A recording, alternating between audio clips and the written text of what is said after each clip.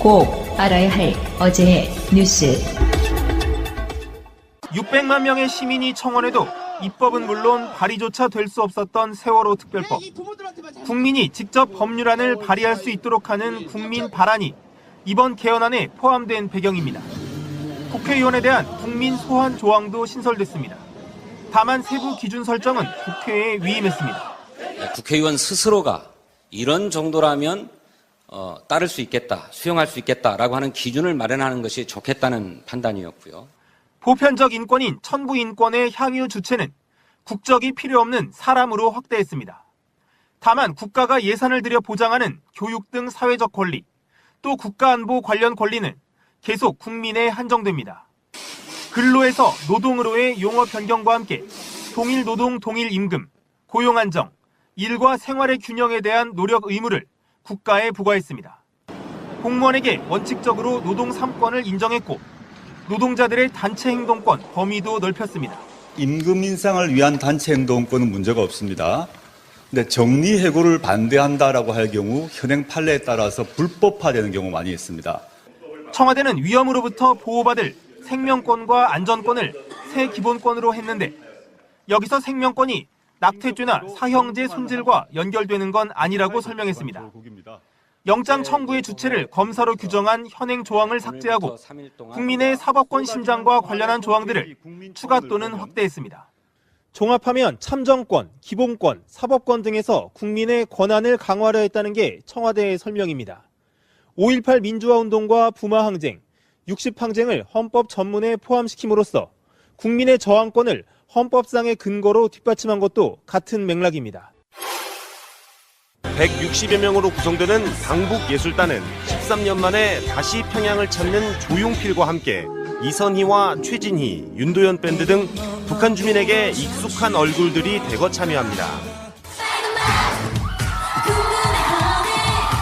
아이돌 그룹으론 유일하게 5인조 여성 걸그룹 레드벨벳이 포함됐고 백지영과 정인, 알리 등 실력파 가수들도 이름을 올렸습니다.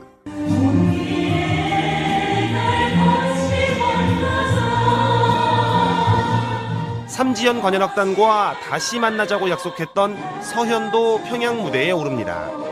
첫 공연은 4월 1일 동평양 대극장, 두 번째 공연은 12,000석의 류경 정주영 체육관에서 진행됩니다. 저희들이 한국에서 보여드리는 것과 다를 바 없는 그런 똑같은 감동과 어색하지 않음을 전해드리는 게 아마 가장 첫 번째 숙제가 아닌가 생각합니다. 두 번째 공연에선 어떤 시기든 남북 합동 공연을 추진하기로 했습니다. 평양 공연 자체가 남북 정상들의 합의인 만큼 오늘 실무 접촉은 4시간도 안 돼 끝났습니다. 수고 많으셨습니다. 다시 만납시다. 네. 안녕히 가십시오. 예술단은 무대 점검을 위해 모레부터 2박 3일간 평양에 사전 점검단을 보내기로 했습니다. 이번 예술단의 평양 공연은 녹화 중계로 남측에 방송될 예정입니다. 지난해 2월 북한은 신형 중거리 미사일 북극성 2형을 전격 시험 발사했습니다. 이에 맞서듯 지난해 한미연합훈련에는 항공모함과 핵 잠수함에 이어 B-1B 전략폭격기까지 출동했습니다. 하지만 올해는 분위기가 달라진 만큼 항공모함 등 미군 전략무기 동원은 작년에 비해 줄어들 전망입니다. 야외 기동 훈련인 독수리 훈련 기간은 지난해에 비해 반으로 축소돼 다음 달 1일부터 4주간 실시됩니다. 워게임 중심인 키 리졸브는 다음 달 23일부터 2주 정도 진행돼 다음 달 말로 예정된 남북 정상회담과 겹칠 가능성이 높습니다. 키 리졸브 훈련 자체가 지휘소 훈련이고 사실상 전략 자산들이 전개되는 부분이 아니기 때문에 우리 정부와 북한 간의 정상회담에서 커다란 방해 요소가 되지는 않을 것으로 볼 수 있습니다. 이번 한미 훈련은 언론 공개도 최소화될 것으로 보입니다.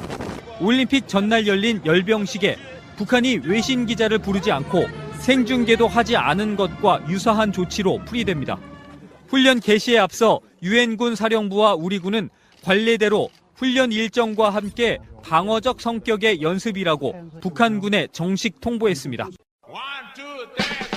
방송 중간에 좋아요를 눌러주시면 새날팀들에게 큰 힘이 됩니다. 미리 감사합니다. 트위터가 진짜 언론입니다.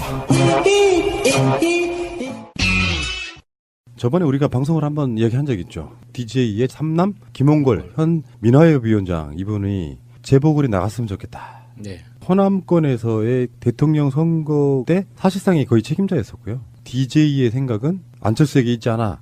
문재인 대통령의 기서를 설파하신 분이고 그만큼 고생하셨죠. 네. 그 사이에 우리가 인터뷰도 좀 여러 번 했고요. 그런데 실제로 이분이 이 선거에 좀 나갔으면 좋겠다. 영암, 무안, 신안이 한 지역구거든요. 네. 이 지역에 나갔으면 좋겠다 이런 생각이 좀 들고. 근데 이런 게 있죠. 김홍걸 위원장 입장에서는 지금까지 다 좋은 분들이 있잖아요. 그 지역 기반은 없는 거예요. 김홍걸 위원장이 당선되면 민주당에 좋죠. 현실적으로 그 지역구에 국회의원들이 없잖아요. 전남에만 민주당 한 명 있어요. 이계호 의원. 그분도 현역 출마하면 부담이 생기니까 전남지사 출마를 몇 년 동안 해왔는데 포기하잖아요. 민주당의 김홍걸 위원장 같은 사람이 이게 아버님의 고향이에요. 신안이. 네. 지금까지 준비해온 분들이 있어서 만약에 경선하면 후보로 뽑힐 가능성이 굉장히 떨어지죠. 그러니까 굉장히 고민스러운 거예요. 본인 입장에선. 그리고 준비해왔던 사람들에 대한 미안함도 있는 것이고 나가고는 싶은데 제가 봤을 땐 그래요. 나가고는 싶은데 내가 나간다는 말을 못하는 이런 상황에 좀 와 있다. 그러니까 저는 저 혼자 상상으로는 바람이죠. 상상이라기보다 박지원 의원이 전남지사 출마하고 낙선하고 비어있는 목포 지역구에 김홍걸 위원장이 출마해서 당선되는 그런 걸 꿈꿨었는데 왜 박지원 의원이 갑자기 겸손해졌을까 답답하네요. 국회 의석 비율로 주는 일종의 나비 효과인데 지금 민주당에서는 예상하기에 현역 의원 3명 정도는 출마할 것이다라고 봐요. 경선까지 통과해가지고 인천, 경남 그리고 충남 이 정도라고 보는데 지금 현재로 보면 김경수 의원이 경남지사 나갈 가능성이 높습니다. 김경수가 나갔을 때만 당선 가능성이 높기 때문에요. 그렇다 보니까 전남의 이계호 의원은 안 나가도 당선이 가능하니까 현재 농림식품수산부 장관이 내려가는 거거든요. 후반기 국회에서는 그러니까 5월 달에 이미 후반기 국회에 원을 짤 때 일당 유지를 못하게 되면 국회의장 잃죠. 그리고 지방선거 때 번호까지 잃게 되는 상황이 와요. 민주당의 그런 전략들 때문에 3명까지는 국회의원직을 잃을 거다고 보니까 나머지는 당신이 안 나와도 되는 곳은 좀 포기해주면 안 돼? 이렇게 된 상황이란 말이에요. 김영춘도 그렇고 사실은 김부겸까지도 저는 마찬가지 부분이라고 보거든요. 그렇다 보니까 이계호 의원이 수년간 전남지사 관련한 여론조사에 1위를 달리던 사람이 중간에 포기를 해요. 그러면 박지원 의원이 생각이 또 바뀔 수도 있어요. 그러니까 지금 불출마란 이야기를 안 하고 있잖아요.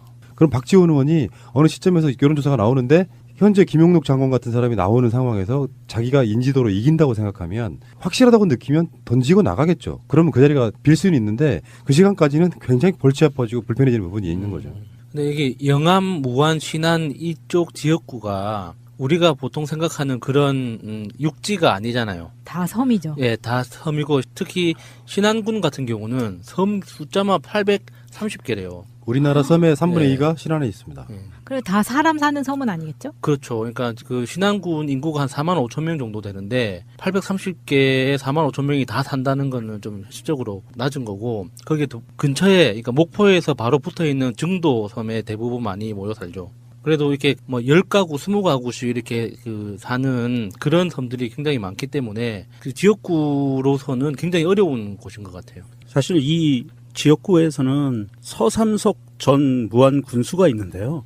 이분이 지난 총선에서 국민의당 박준영 의원에게 이번에 파면된 거잖아요. 국회의원에서. 형사처벌을 받으면서 보궐선거 들어가는 거니까 파면된 건데 이 국민의당 박준영 의원한테 3% 차이로 진 거거든요. 그렇다고 봤을 때 이 서삼석 전 군수도 굉장히 지역 기반을 탄탄하게 다져온 사람인 거는 맞아요. 그래서 김홍걸 위원장이 고민이 되는 부분도 이런 부분일 거고요. 아마도. 함부로 치고 들어가기가 쉽지 않다라는 거고 사실 그동안 그 김홍걸 위원장은 내심 국회의원의 뜻은 있지만 본인이 해왔던 이런 그 남북 평화 통일 이 부분에 대한 그 열정이 사실은 굉장히 큰 분이기 때문에 고민을 많이 해왔었는데 당에서 어떻게 처리를 할지는 모르겠어요. 제가 보기에는 아마도 김홍걸 위원장 정도 되면 비례대표 정도로 주지 않을까 싶기도 해요. 지역으로 내려보내기에는 신안 쪽으로 보내기에는 조금 좀 아픔이 있지 않을까 싶습니다. 지금 김홍걸 위원장이 민족화해협력 범국민협의회 이게 민화협이라고 하죠. 상임의장이거든요. 이분들이 해야 되는 분위기가 뭐가 있냐면 민간의 대북 지원, 교류 협력 이런 일을 하고 있는 게 지금 민화협이거든요.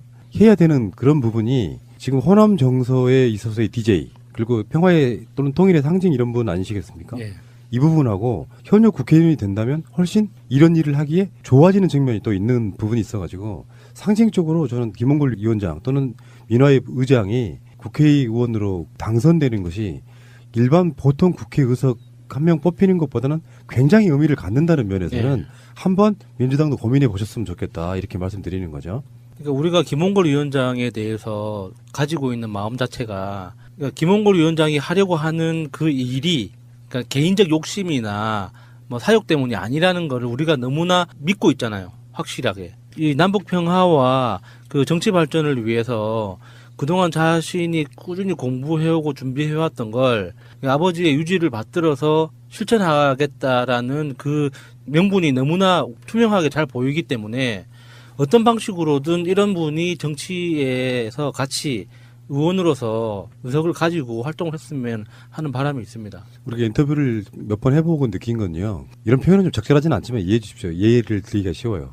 전직 대통령의 아들, 예전 같으면 왕족 이런 느낌이라는 게 뭐냐면 굉장히 신중하고요. 실없는 사람으로 보이지 않으려고 말하는 게 너무 조심스러운 그런 감정 속에 굉장히 성숙되어 있는 분이라는 인식을 받았고요. 사실 김용걸 위원장이 있으면서 대선 때 안철수 측의 박지원 측의 공격을 상당히 무난하게 받아냈던 측면이 있고 박지원마저도 김용걸 위원장은 사실상 전혀 건드리지 못하는 정도의 위상이 있더라. 우리가 겪어본 느낌이 그래요. 자, 김용걸 위원장님 잘 되시기 바라고. 자, 잠시 후에 오겠습니다. 음질이 안 좋습니다. 오디오 방송으로는 아예 안 들린다 이런 건 아니고 다 들리긴 하는데 지금까지 우리들의 그 고퀄리티의 음질과는 좀 상당히 많이 다르다는 거 생각하시고요. 부산은 전공교체 야수 준비됐나? 준비됐다. 예, 부산 우리는 원팀이다. 2부 시작하겠습니다. 2부에서는요. 멤버는 바뀐 게 없습니다. 다만 이제 깊은 이야기를 좀 나눠야 되겠죠. 어떤 분들이 어떤 느낌을 갖고 어떻게 출마를 하느냐를 알아야 이게 뭐 같은 팀이지만 사실 같은 팀에 있는 가족들이 누구를 찍은 것일까도 결정이 되는 부분이 있어서 사실 후보님들한테는 굉장히 긴장이 되는 시간이 아닐까 이런 생각해 봅니다. 자, 그냥 푸시고요. 다리 꼬셔도 돼요. 이렇게 편하게 하시고. 죄송합니다. 좀 해주십시오. 다리를 꼬았습니다. 국회의원 한 300명 중에도 내가 아는 사람이 정확하게 많지가 않아요. 어쩔 때는 국회의원 누가 비리로 검찰에 들어갔다도 하는데 처음 듣는 사람도 있고 그러거든요. 민주당 내에도 스타 의원이 있고 묵묵히 하시는 분이 있고 뭐 이런 느낌이 있죠. 지방에 시장 나오시는 분들은 사실 중앙에 알기가 많이 쉽지는 않다고 생각해요. 그렇지만 내가 부산시장이 누가 뽑히는지는 중요하지 않지만 부산 시민 입장은 또 다른 거죠. 최종 두 후보 이렇게까지 그냥 단정적으로 말을 해도 됐죠 이제는. 예. 최종 두 후보가 어떤 분들이신지 궁금한 점 한번 여쭤보도록 하겠습니다. 자, 두 분 마주 보시고 가위바위보 하십시오. 가위바위보. 자, 성공. 이긴지 성공. 좋겠지. 먼저 하실 걸 결정하십시오. 내가 질문해라 말씀이에요. 아니요. 제가 일단 질문 먼저 드리겠다. 먼저 하기, 양보 먼저 하겠습니다. 내가 항상 이 양보를. 그렇군요. 좋은 일입니다. 자, 양보 정신 좋습니다.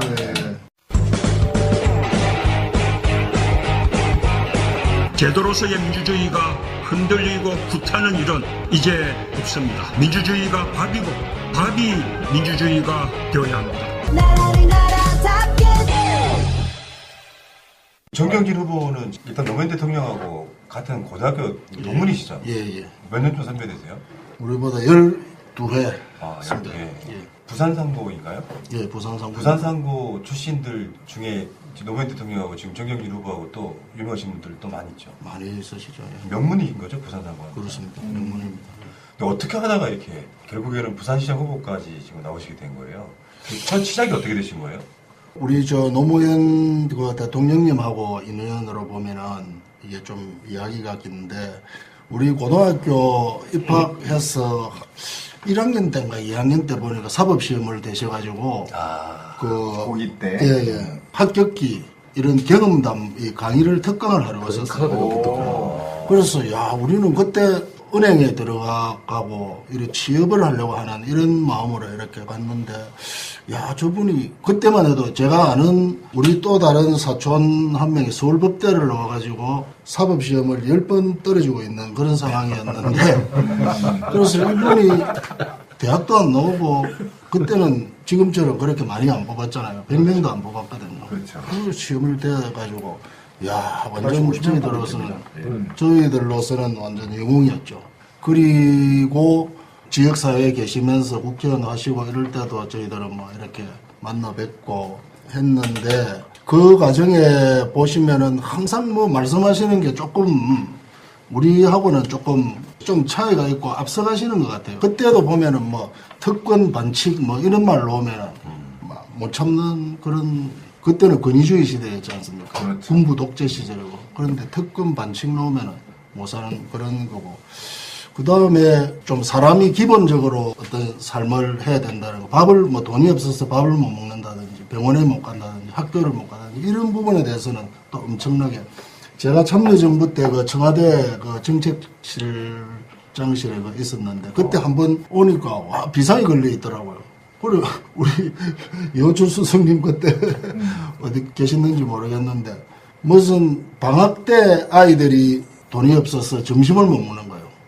그러니까 방학이 아닐 때는 그 학교 가면 밥을 주는데 점심을 주는데 방학 때는 못 먹는 아이가 있다. 이래가 어디 신문에 나가지고 비상이 걸려가지고 야 그랬어. 야 우리 대통령님이 참 그 마음의 진심을 내가 이렇게 알았는 그런 상황이고 그 인연으로 해서 우리 이번에 이제 문재인 대통령님 이렇게 출마하시고 거기에서 또 문재인 대통령 만나시고 이렇게 연결이 되면서 그 이번에 부산에서는 영입 1호다 이런 호칭을 제가 받고 이제 영입이 됐는데 사실은 조금 섭섭하더라고요. 저는 원조 친노 친문인데 영입이 아닌데 저희들이 그 약간의 그 공통점이 있습니다. 네 사람이 출발할 때 화이부동하고 구동존이 하자.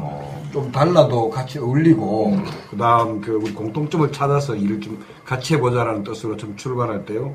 저희 네 사람이 같이 참여정부 때 내각과 청와대에서 같이 일을 했습니다. 아, 그래요? 원팀 맞네요. 예, 그, 일하는 부서는 틀렸습니다만, 어쨌든 참여정부 때 같이 일을 했고요.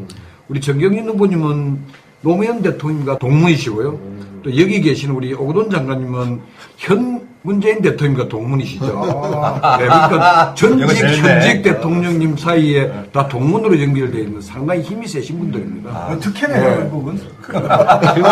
특적인 사를 하는. 정경진 후보는 후보가 이제 노무현 정신이라고 하죠.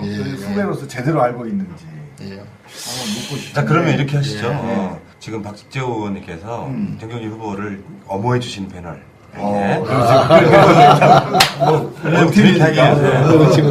장관님부터 수석님께 서로 이렇게 칭찬도. 본인이 하기 좀 껄끄러운 이야기는 이렇게 옆에서 도와주시면 좀 편할 것 같고요. 계속 질문 갈게요. 그러시다가 지금 이제, 그러니까 지금 청와대도 계셨고, 부시장 경력이 있으신 거잖아요. 근데 그건 어떻게 되신 거예요? 부시장. 부산시 부시장. 부산시 부시장은 제가 이제 직업 공무원입니다. 제가 그 행시 26회니까 쭉 직업 공무원으로. 공부 잘하셨구나. 예. 계속 공무원 출신. 그 부산 3고 중에서 행정고시였으면 그다지 플랜카드 안 붙었습니까? 붙었습니다. 예, 그 자랑하셔야죠. 대단한 분이. 저희들은 부산 3고는 가면 이제 주로 대학을 포기하고 취직을 하려고, 은행 하려고 이렇게 이제 했는데 저는 그 졸업하고 한국은행을 가서 근무를 좀 하다가 그만두고 이렇게. 한국은행 갔으면 공부 진짜 잘했어. 네. 근데 어쨌든 지금 제가 질문하려고 하는 것은 이게 노무현 대통령한테 우리는 깨어있는 사람이란 모두 빚을 지고 있는 거라고 저는 생각해요. 예, 맞습니다. 최측근에 있었고 동문이었는데 그러면 노통의 꿈꾸는 세상이 어떤 세상이었는지. 제가 그래서 그거는 제가 우리 노무현 대통령님 그 철학이라 할까 그 가슴 깊은 속에 있는 것을 보면은 아까 말씀 얼핏 드렸습니다만은 사람 사는 세상 이 세상이 사람을 중시하는 어떤 그런 것 그래서 밥도 먹고 병원도 가고 학교도 가고 그런 사례들이 많이 있었습니다. 그리고 이게 공정한 어떤 정의에 입각한 그런 사회 그러니까 특권을 기득권이 특권을 행사한다든지 뭐 그 룰을 정해놓고 반칙을 한다든지 이걸 참지를 못하는 성격. 그 다음에 세 번째가 특권하고 연계가 되는 상황입니다만 균형 발전에 대한 마인드를 아주 가지고 계시는 것 같더라고요. 우리 지금 가덕 신공항이라든지 북한 재개발 이런 것도 노무현 대통령이 처음 다 지시한 거거든. 물론 이제 우리 수도 이전 해가지고 완성은 못 시켰지만은 그런 부분에 대한 마인드를 가지고 계셨는데 그게 단순한 균형 발전이라는 게 그 수도권 집중에 대한 어떤 특권이잖아요. 그렇죠. 특권에 대한 저항인 것 같아요. 그래서 굉장한 저항이었죠. 그래서 그런 거로 봐서는 아주 정의롭고 마음이 따뜻한 그런 분이다. 그렇게 생각을 하고 있습니다. 그래서 저도 이번에 출마 기자회견 하면서 제가 그 약자의 입장에서는 행정을 하겠다. 그리고 우리 꿈이라는 거는 부산이 이제 꿈과 사랑이 있는 부산다운 부산. 이렇게 했는데 꿈이라는 것은 앞에서 말했던 우리 부산의 위상을 찾고 경제를 번영시키고 일자리를 만들어서 청년들에게 일자리를 만드는 그런 거고 사랑이라는 것은 어려운 사람들 다 같이 이렇게 더불어 사는 어떤 이런 거. 정치나 행정가들이 국민한테 월급을 받으면서 해야 될 일이 이 말이죠. 있고 가진 분들은 자기들이 정보도 알고 또 알아서 다 합니다. 근데 엄고 힘든 분들은 몰라서 당하고 이런 경우가 많아서 그런 분들에게 우리가 얼마나 서비스를 제공하고 또 정보를 빨리 제공하고 맞습니다. 예. 그래서 우리가 그 행정학에서도 수비범이라고 그렇게 좀 어렵게 이야기를 하는데 전문용어로 우리가 행정을 하는 때 행정의 역할이 어디까지 관여를 해야 되느냐? 그럼 원래 이 시장 경제에서 서로 간에 막 경쟁을 하면서 자본주의 사회에 돌아가지 않습니까? 돌아가는데 거기에서 시장 경제 원리가 적용 안 되는 어떤 그런 사각지대, 그 다음에 경쟁에서 진 그런 부분에 대해서 우리가 공공이 관여를 해야 되기 때문에 그래서 그런 게 우리 노무현 대통령님도 그런 게 기본에 깔려 있었던 것 같고 사람이 우선인. 예, 저도 그게 뭐 배워서라기보다 저도 그런 기본적인 체화되어 있는. 그리고 이제 소하고 사자를 하늘다리가 경쟁하면 누가 이기겠어요? 근데 좀 그걸 하지 말고. 그 노통하고 워낙 제가 좋아하시는 분은 노통이라고 저는 부르겠습니다. 노통하고 짠한 뭐 에피소드 이런 거 없나요?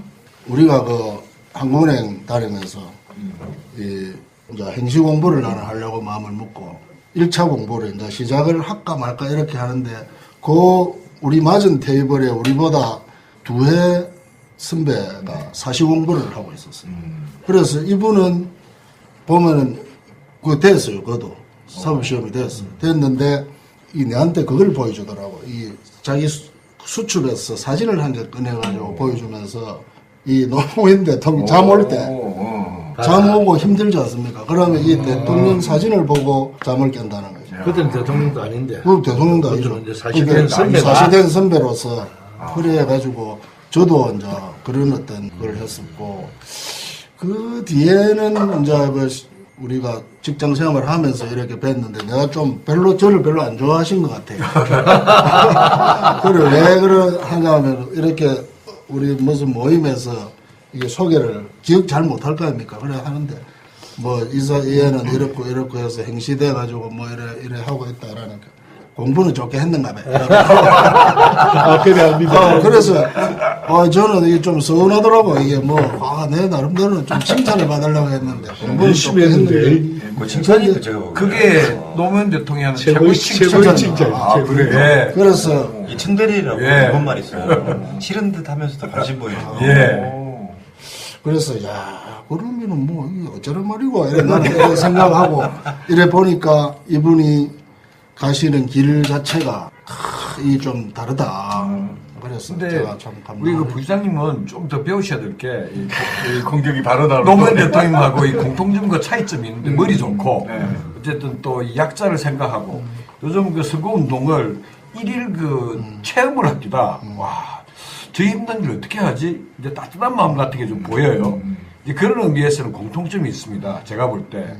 제가 이 노무현 대통령 처음 만났을 때 생각은 정의감만 있었는데 제대로 자기 표현도 못하고 이런 공통점이 있습니다만 노무현 대통령 아주 구체적이고 쉽게 이야기를 하세요.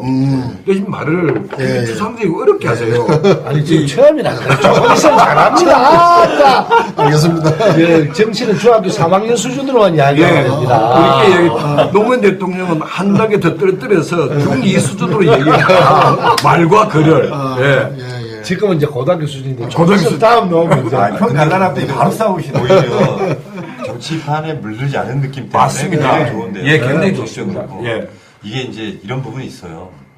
노무현 대통령의 그 수없이 많았던 도전, 부산의 도전이, 그러니까 문재인 대통령은 노무현 대통령의 친구로서 어떤 개인적 감정으로 어떤 꿈을 이룬 거거든요. 또 다른 꿈을 이룬 건데 결국에 마지막 활용 점정은 부산에서 시장이 우리 쪽이 나오는 거잖아요. 그렇죠. 그러니까 두 분은 역사적으로 굉장히 무거운 짐을 지고 있는 거예요, 지금. 예. 저는 정경진 후보는 좀 답답한 게 문재인 대통령 당선시키는데 1등 공신이잖아요. 지금 부산에 선대위에서. 그렇죠. 예, 제가 그럼 떼써서 좀 전략공천 해달라고 그러는 거예요. 왜 이렇게 오거든 후보한테 지금. 제가 전략공천하면 오거든 우리 선배님이 원팀의 안 좋아하실 건데. 원팀에 큰일 납니까?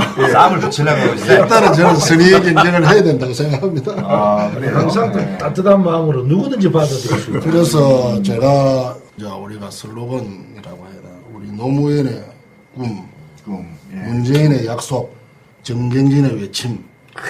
이게 이제 노무현의 꿈, 문재인의 약속, 정경진의 외침. 그런데 이게 이게 같은 거더라고 보니까요. 똑같더라고 보니까. 그게 문재인의 냄새 납니다. 예. 네, 냄새 푹 납니다. 그래서 같은. 그래서 제가 참 이질감을 안 느끼고 그냥 그렇게 하고 있습니다. 그럼 결정적으로 마지막 하나 질문이에요. 근데 왜 국회의원 선거를 나올 수도 있고 뭐 시장을 나올 수도 있고 그런데 저는 솔직히 국회의원과 시장은 다르다고 생각해요. 정치인은 비슷한 거지만 행정이 더 강한 사람이 있고 정치가 더 강한 사람이 있을 텐데 왜 부산시장에 나가야겠다 될 것 같으니까 제가 있을 거 아니에요? 예, 제가 부산에서 이제 오래 근무를 하다가 보니까 이게 우리나라 그 직업 공무원들은 우리 법 체계가 그래요. 지금 우리 국회에서 공무원법을 개정을 지금 추진을 하고 있는데 이 공무원이 정치적 중립의 의무가 있고 그 다음에 상관의 명령에 복종의 의무가 있어요. 4대 의무 중에 하나죠. 네, 그래서 정치적인 중립을 지키면서 복종을 해야 되는 그런 의무가 있다 보니까 이 직업 공무원들이 한때는 그런 비판도 받았으면서 영혼 없는 뭐 공무원 이래가지고 받았는데 그게 영혼이 있으면 지금도 이제 우리 문재인 정부의 하고 방향이 다르다 이래가지고 누가 자기가 나는 뭐 다른 당의 그거니까 그거를 지시를 못 받겠다 이렇게 이제 했을 때는 자기는 이제 사표를 쓰고 나가는 수밖에 없는 그런 구조거든요. 그래서 이런 구조에서 지금은 이제 그걸 이번에 그런 그 문제가 많이 제기돼서 공무원법 개정을 추진하고 있더라고요. 그렇죠. 예, 하고 있습니다. 그래서 복종의 의무도 상당 부분 이게 부당한 것까지도 이렇게 거부할 수 있게 하는 이런 쪽으로 가야 되고 또 저는 정치적인 어떤 자유도 어느 정도 줘야 된다고 생각합니다. 공무원 출신이라 역시 틀리시네요. 그렇게 줘야 된다고. 이게요. 굉장히 필요해요. 그래서 제가 이렇게 직업 공무원으로 이렇게 살다 보니까 이게 최종적인 결정권이 없지 않습니까? 그렇죠. 없기 때문에 이것은 저는 그런 예를 많이 드는데 정치적으로 선거를 통해서 공직에 들어온 분들은 이 자전거로 치면 핸들이다. 핸들을 잡고 이렇게 마음대로 시민의 뜻을 받았기 때문에 핸들을 하는 거고 직업 공무원은 페달 밟는 거. 이 가도록 하는 역할밖에 안 되고 의회는 브레이크. 이게 이제 돌아가는 비교 굉장히 좋습니다. 그건데 맨날 페달만 밟다 보니까 엉뚱한 방향으로 가는 것도 있고 제가 막 이 욕도 많이 들어먹고 이런 게 있었어요. 그래서 이거를 내가 한번 핸들을 잡아야 되겠다. 근데 국회의원이나 뭐 다른 거는 내가 잘할 수 있는 분야가 아닌 것 같아요. 전문 분야로. 네, 시장은 그 다른 것보다 부산시장은 이 부산 해난이라든지 이런 걸 많이 알기 때문에 요게 더 잘할 수 있어요. 물러나신 지 얼마 안 됐죠? 예, 제가 1년 이제 3개월. 그러니까 저희들하고 진작부터 같이 할 수 있을 텐데 얼마 전까지도 공무원 신분이었고 그렇죠. 그때 이제 문재인 대통령 후보께서 정경련 후보를 좀 같이 했으면 좋겠다. 저하고 1시간 커피 마시고 좀 도와주십시오라고 했더니 그때 이제 막 정년 퇴직하셨을 때죠. 명예퇴직 하시고 그래가지고 바로 한 며칠 뒤에 문재인 후보 댁으로 모셔가서 고맙다고 하면서 막걸리 같이 했던 기억이 있습니다. 그러면 이제 보니까 우리 시장님 같은 경우는 오거돈 장관님 같은 경우보다 사실 부산시장에 바로 코미디까지 올라갔던 뭐 그런 경험이 있으신 거네요. 오거돈도 마찬가지죠. 네, 그런 요즘 단점도 있습니다. 일각에서는 이제 지지자들이 하는 말이 서병수 현 시장을 모시고 부시장으로 했기 때문에 원죄가 있다. 아니 원죄가 있다가 아니라 그건 공무원으로서 어쩔 수 없으니까 원죄의 개념이 아니라 과연 이 서로 선거전에서 이 예전의 직속 상관을 공격하고 비판할 수 있겠는가 이런 얘기들을 아니 좀 오히려 더 쉽지 않을까요? 그래서 일각에서는 이 옛날에 누구한 뭐 조국 수석하고 내가 제일 힘들 거다 이런 이야기가 있었는데 하여튼 그건 저는 그런 이야기를 많이 들었거든요. 들었는데 이게 시장이라는 게 어떤 개인의 그런 문제가 아니잖아요. 사사로움이 아니잖아요. 사사로움이 아니에요. 그를 문제를 삼는다면 그거는 좀 빠른 시각이 아닌 것 같고 특히 이 정당의 대표가 되어서 대표 선수로 나갔을 때 그 정당의 그 입장을 대변하고 그 당원들이나 지지자의 입장을 대변해야 되는 그런 상황인데 그걸 한 개인의 어떤 그런 시각으로 본다면은 그거는 뭐 못할 사람들 많을 것 같아요. 서병수 시장 잘못한 거 자꾸 물어보세요. 그러면 그 시간상 관계상 제가 우리 박재희 의원님이 정경련 후보를 장점 하나 그리고 단점 하나 이렇게 재밌을 만한 거 있으면 더 좋고요. 제가 볼 때는 이제 행정 경험이나 또 여러 가지 이제 공무원사에서는 인기가 최고 좋았답니다. 그래서 인품이나 여러 가지 이런 거는 뭐 높이 평가할. 얼굴에 인품이라고 쓰여 있잖아요. 또 있잖아요. 그런 촌놈. 그래서 이제 그거는 참 높이 평가하고. 단점으로 제가 꼽는다면 아직까지 이제 경험적인 관료적인 사고를 벗어나지 못해서 오늘 아까 이제 일부에서도 할 때도 아직까지는 좀 그랬는데 이제 하면 할수록 엄청나게 빨리 습득을 할 것이다. 근데 두 개 다 칭찬이다. 근데 잠깐만요. 근데 그 부분은 걱정 안 하셔도 될 것 같아요. 제가 공무원 출신이잖아요. 그런데 일반 정치인은 몰라요. 공무원 해본 사람은. 지금 공무원의 최고 직책 넘버 2까지 갔거든요. 그것도 400만 도시의 넘버 2면 굉장합니다. 파워가. 350만. 갔어요. 356만. 그렇게 꺼졌어요. 완전히 갔어요. 서병수 시장이 줄여놓은 거예요. 이거 저 놀랐습니다. 어쨌든 최고 이게 쫄따구는 안 해본 겁니다. 저는 쫄따구 공무원이었거든요. 그러면 넘버 2까지 했던 공무원이 관료 사회를 지금 굉장히 혁명적으로 바꾸겠다는 거거든요. 이게 지금 일반인은 몰라요. 두 개가 뭐냐면 굴종의 사슬을 끊어주겠다는 겁니다. 공무원은 첫 번째가. 그 다음에 두 번째가 얘기했던 게 이 정치 사회가 뭐냐면 실제로 공무원을 경직되게 만들고요. 관료 사회를 완고하게 만들어버려요. 왜 그러냐면 속으로는 좋아하는 놈이 있어. 말 안 해. 그런데 이거는 실제로 표출하게 만들어주라는 얘기예요. 그래야 페달을 같이 밟는다는 거예요, 지금. 이거는요, 일반인은 모르는데 이렇게만 된다면 바로 아까 말씀하셨던 제가 이제 이해가 SOC 사업을 오픈해버리겠다. 시민한테 돌려주겠다라는 게 바로 그것과 연결되어 있는 거거든요. 그러면 지금 문재인 정부가 가장 막혀있는 관료주의와의 싸움에서 맞습니다. 시장이 깨겠다는데 이거는 혁명적인 거고. 저 자리 바꿉시다. 그게 아니고 그게 아니고 신민님 주소지를 옮겨서 나가. 그래. 그래서 그거하고 관련해서 제가 좀 그런 마인드를 가지고 있는 것 같은데 걱정 안 하시네. 97년도인 것 같은데 그때 우리 이제 공무원들 1년간 장기교육 가는 게 있었습니다. 우리 오거돈 장관님 그때 우리 행정국장 하시고 그랬을 때 나는 그때 과장 할 때인데 거기에서 우리 분임별로 이 과제를 내는 게 있는데 주제를 뭘 했느냐면 내가 좀 주도적으로 이야기를 해서 공무원 노조를 만들어야 된다고 주장을 했어요. 그래 왜 그랬느냐 하면은 민선 시대가 이제 시작된 거예요. 맞습니다. 민선 시장이 시작되니까 이게 통제 수단이 없더라고요. 이 사람이 전행을 해도 아무런 통제 장치가 없어요. 의회가 물론 있지만 의회는 좀 한 다리 건너 있잖아요. 그리고 특히 부산처럼 정당이 같으면 이 통제가 잘 안 돼. 그래서 전체가 다 빨간색이에요. 공무원 그때는 완전 그 금기단 그런 상황이었습니다. 그거는 뭐 행정학 책에 보면은 뭐 영국에는 뭐 공무원 노조가 있고 막 이런 거 넣으면 참 너무나라 그래 다 잘 아시죠. 예. 그랬는데 우리가 그걸 해야 된다고 주장하니까 그때 내무부에서 전화가 와가지고 제발 그거는 좀 하지 마라 그러더라고.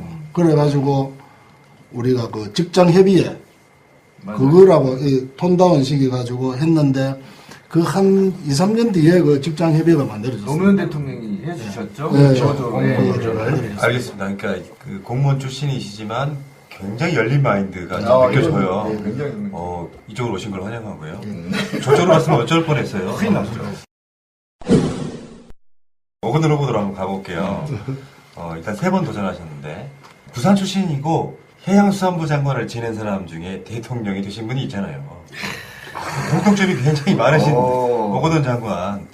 근데 진짜 중요한 건 장관까지 잘 하셨는데 4년 전에 지방선거 때도 우리 방송을 하고 있었으니까 서병수 후보와 오거돈 후보 그때는 무소속이셨죠. 그때 사실상 우리 사람이니까 막 응원하고 부산 선거 이야기도 막 하고 그랬던 기억이 나는데 그 당시에 무소속이었지만은 그렇죠. 그 야권 단일 후보로 그렇죠.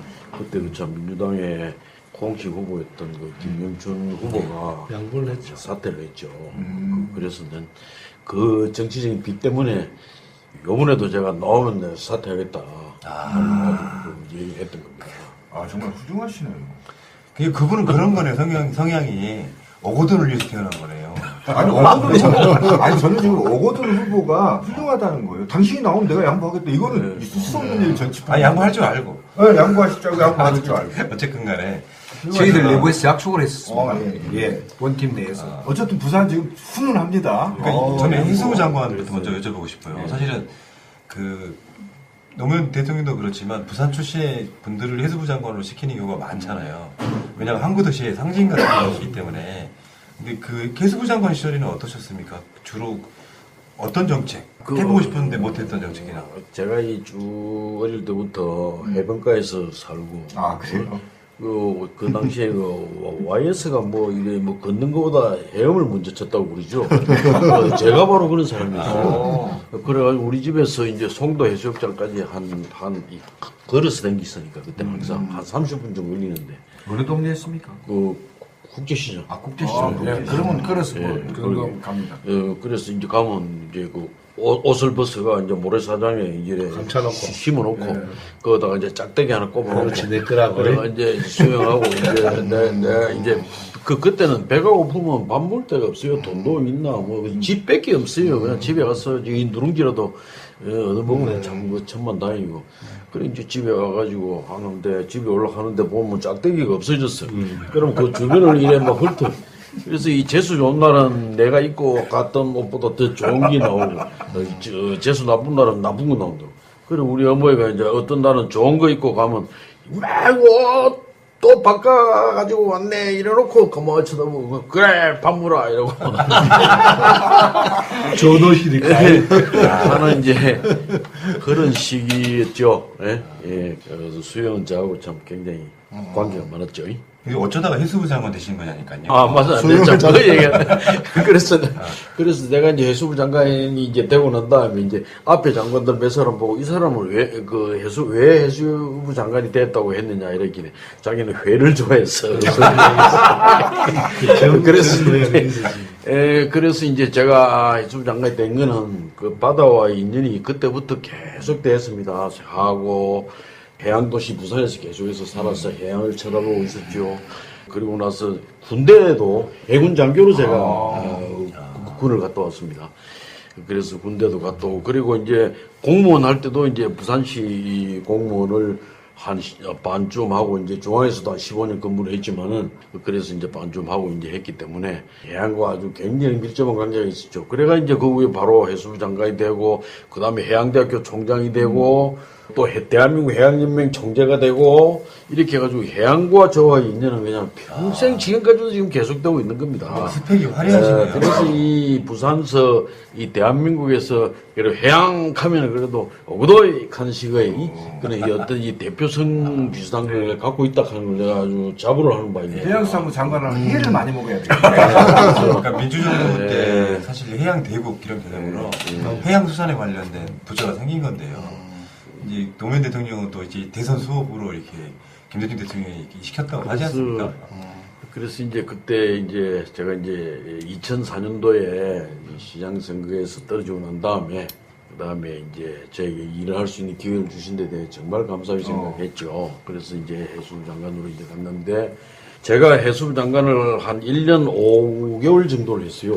했는데 그 당시에 해수부 장관이 제가 13대 해수부 장관인가 그런데 이 평균 그 재임 기간이 7, 8개월밖에 안 되는 거예요. 그래서 이거 어째 이리 됐노 했더니만 해수부라는 데가 없고 뭐 이 정치적으로 디일을 해가지고 그 당시에 자민련 몫이었지. 예. 그리고 이제 이 정상체제 양반들이 이제 그걸 맡게 됐는데, 예, 그 후에 이제 제가 1년 5개월을 했는데, 저는 최장수 장관을 한 겁니다. 예. 했는데, 제 바로 앞에 양반이 자기가 제 장수라는 거예요. 15일 먼저 했다, 이거지. 그 이제 장성우 장관이라고. 그런데 내가 아니다. 내가 되어라 했다. 왜냐? 나는 일요일 날도 계속 출근했기 때문에. 더 많이 했다. 이래가지고 저는 막 최장수로 막 계속해서 지금 얘기를 하고 있습니다만 정말 이 해수부 장관 기간은 정말 아주 보람있게 일을 했을 때다 하는 그런 생각했고 그런 해수부 장관을 하는 과정을 통해서 이 부산을 다시 또 쳐다볼 수 있었죠. 예. 그래서 이제 그것을 실현해보고 싶은 이제 그런 의지들이 많이 생겼지 않으세요? 이 해수부 장관을 이제 그만두시고 지금 부산시장 도전 3번. 근데 그게 좋게 보면은 그만큼 오랜 시간 동안 준비하신 분일 수도 있지만 한편으로는 오고돈으로는 안 되네 이런 생각이 회비의식이 생길 수도 있잖아요. 어떻게 생각하세요? 그래서 저는 3번 하고 이제 안 하려고 그랬어요. 3번 하고 내가는 이 정도 했으면 이제 내로서 이제 됐다. 그런데 이제 대통령을 만드는 문제가 생겨서 내가 시장은 못했지만 대통령은 우리 부산을 이해하고 해양을 이해하는 분을 내가 한번 대통령으로 만드는데 내가 한번 총력을 경주를 했으면 좋겠다. 이제 이런 생각이 들어가지고 전번에 이제 대통령 상임선대위원장을 맡았단 말이죠. 예. 그래서 이제 내가 그걸 성취하고 난 다음에 나는 이제 정말 나는 이제 정치에서 끝났다. 그 의미로 어디 기관지에 나왔던 것 같아요. 한 번은. 그런데 갑자기 또 나오셔서. 예, 그래 했는데 이 제 인생이라 한 게 제게 아닙니다, 글쎄요.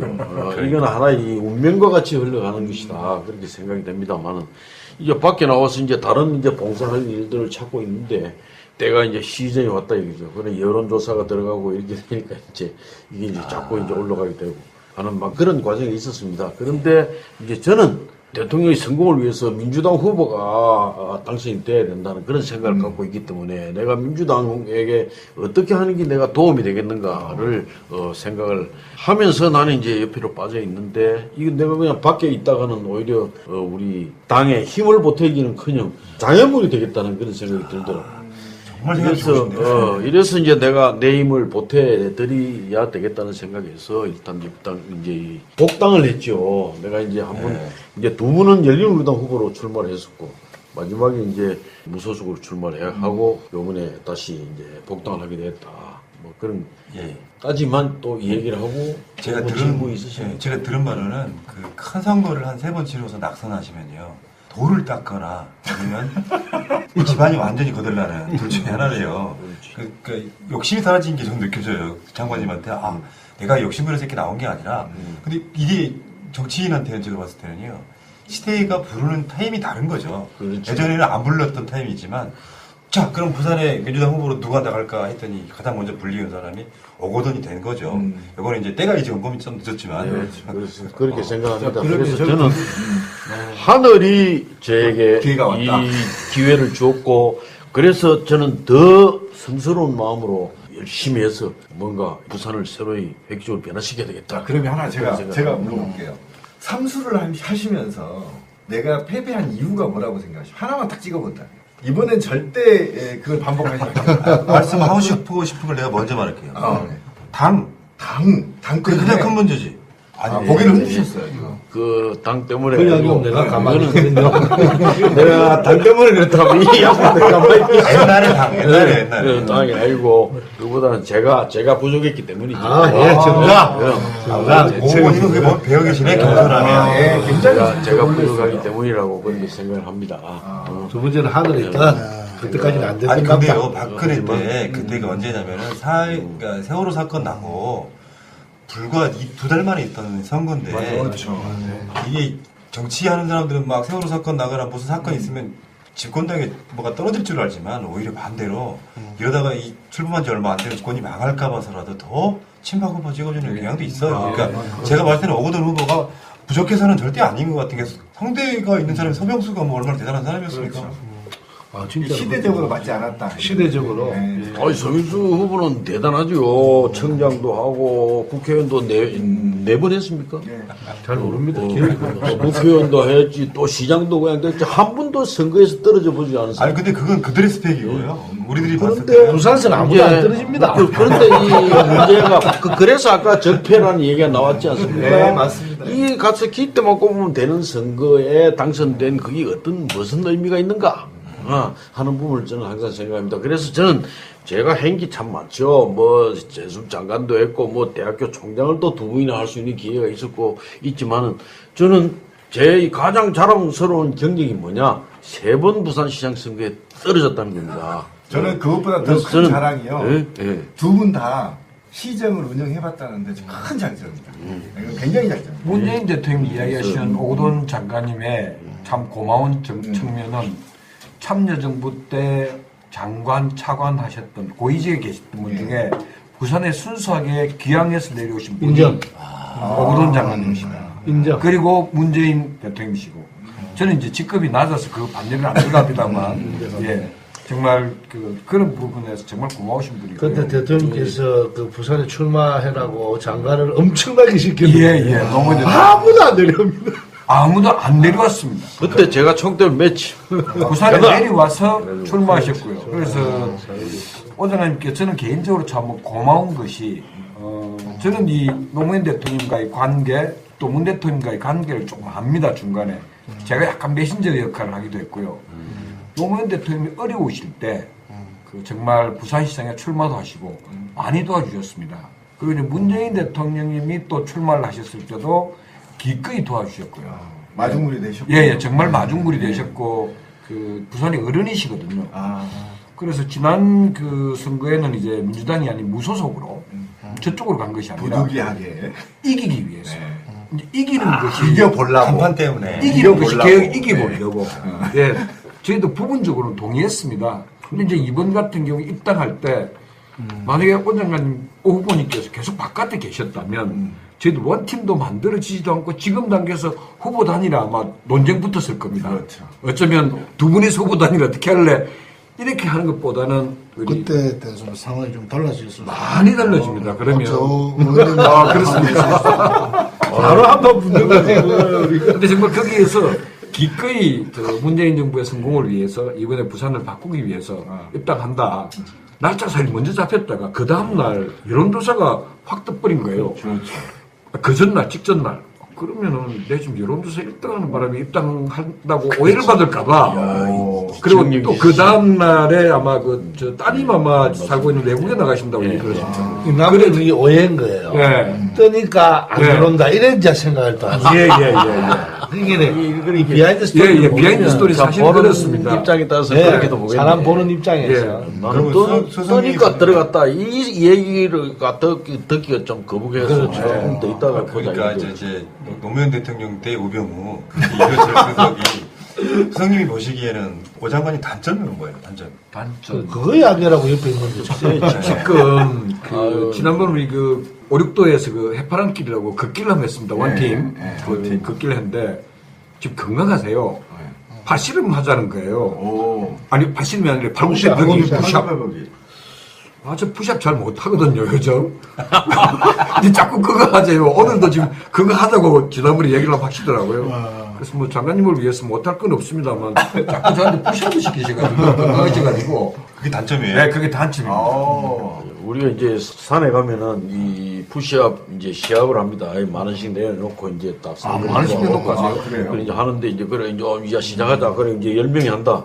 그러면 뭐라 하는 게 오늘은 몇 개 접을 줄 거냐고 저한테 묻는 거예요. 그럼 뭐 한 10개 접어주면 안 되겠나 했던 게 안 된다고 그래가지고 결국 와서 30개를 접어주고 10명하고 내가 붙는 거예요. 그래도 제가 이겼어요. 몇 개 하시는데요? 그럼 30개를 접어주면 상대가 50개를 하면 내가 80개를 해야 될까요? 완전히 그러면 우리말로 꾼이잖아요. 우리는 뭐 연습해가 먹고 그래. 돈 내기 하고 이래갖고 일단 다음에 우리 부산 시장 나오려면 팔굽혀펴기 해야 돼요. 회를 잘 먹어야 돼요. 네, 회를 잘 먹어야 돼요. 근데 저는 이런 거 보거든요. 그 모든 정치적 역정에 있어가지고 당선만 되면 서병수 같은 사람은 철학이 있을 수가 없어요. 근데 떨어지고 쓸쓸히 혼자 소주 한잔 마시고 혼자 어디를 걸어가면서 그 오랜 시간 동안 사유했을 걸 생각하면 짠 죽겠는데 한편으로 보면 그러면서 머릿속에 이번에 내가 나가면 어떤 부산 만들고 싶다는 그런 그림이 있을 거란 말이에요. 그거 한번 들어볼까요? 예, 제가 이제 그런 과정에서 3번 떨어졌지만은 제가 이렇게 늠름하게 이 부산을 활보를 하고 시민들에게 참 그래도 아직도 사랑을 받고 있다고 제가 느끼는 것은 제가 당당했기 때문입니다.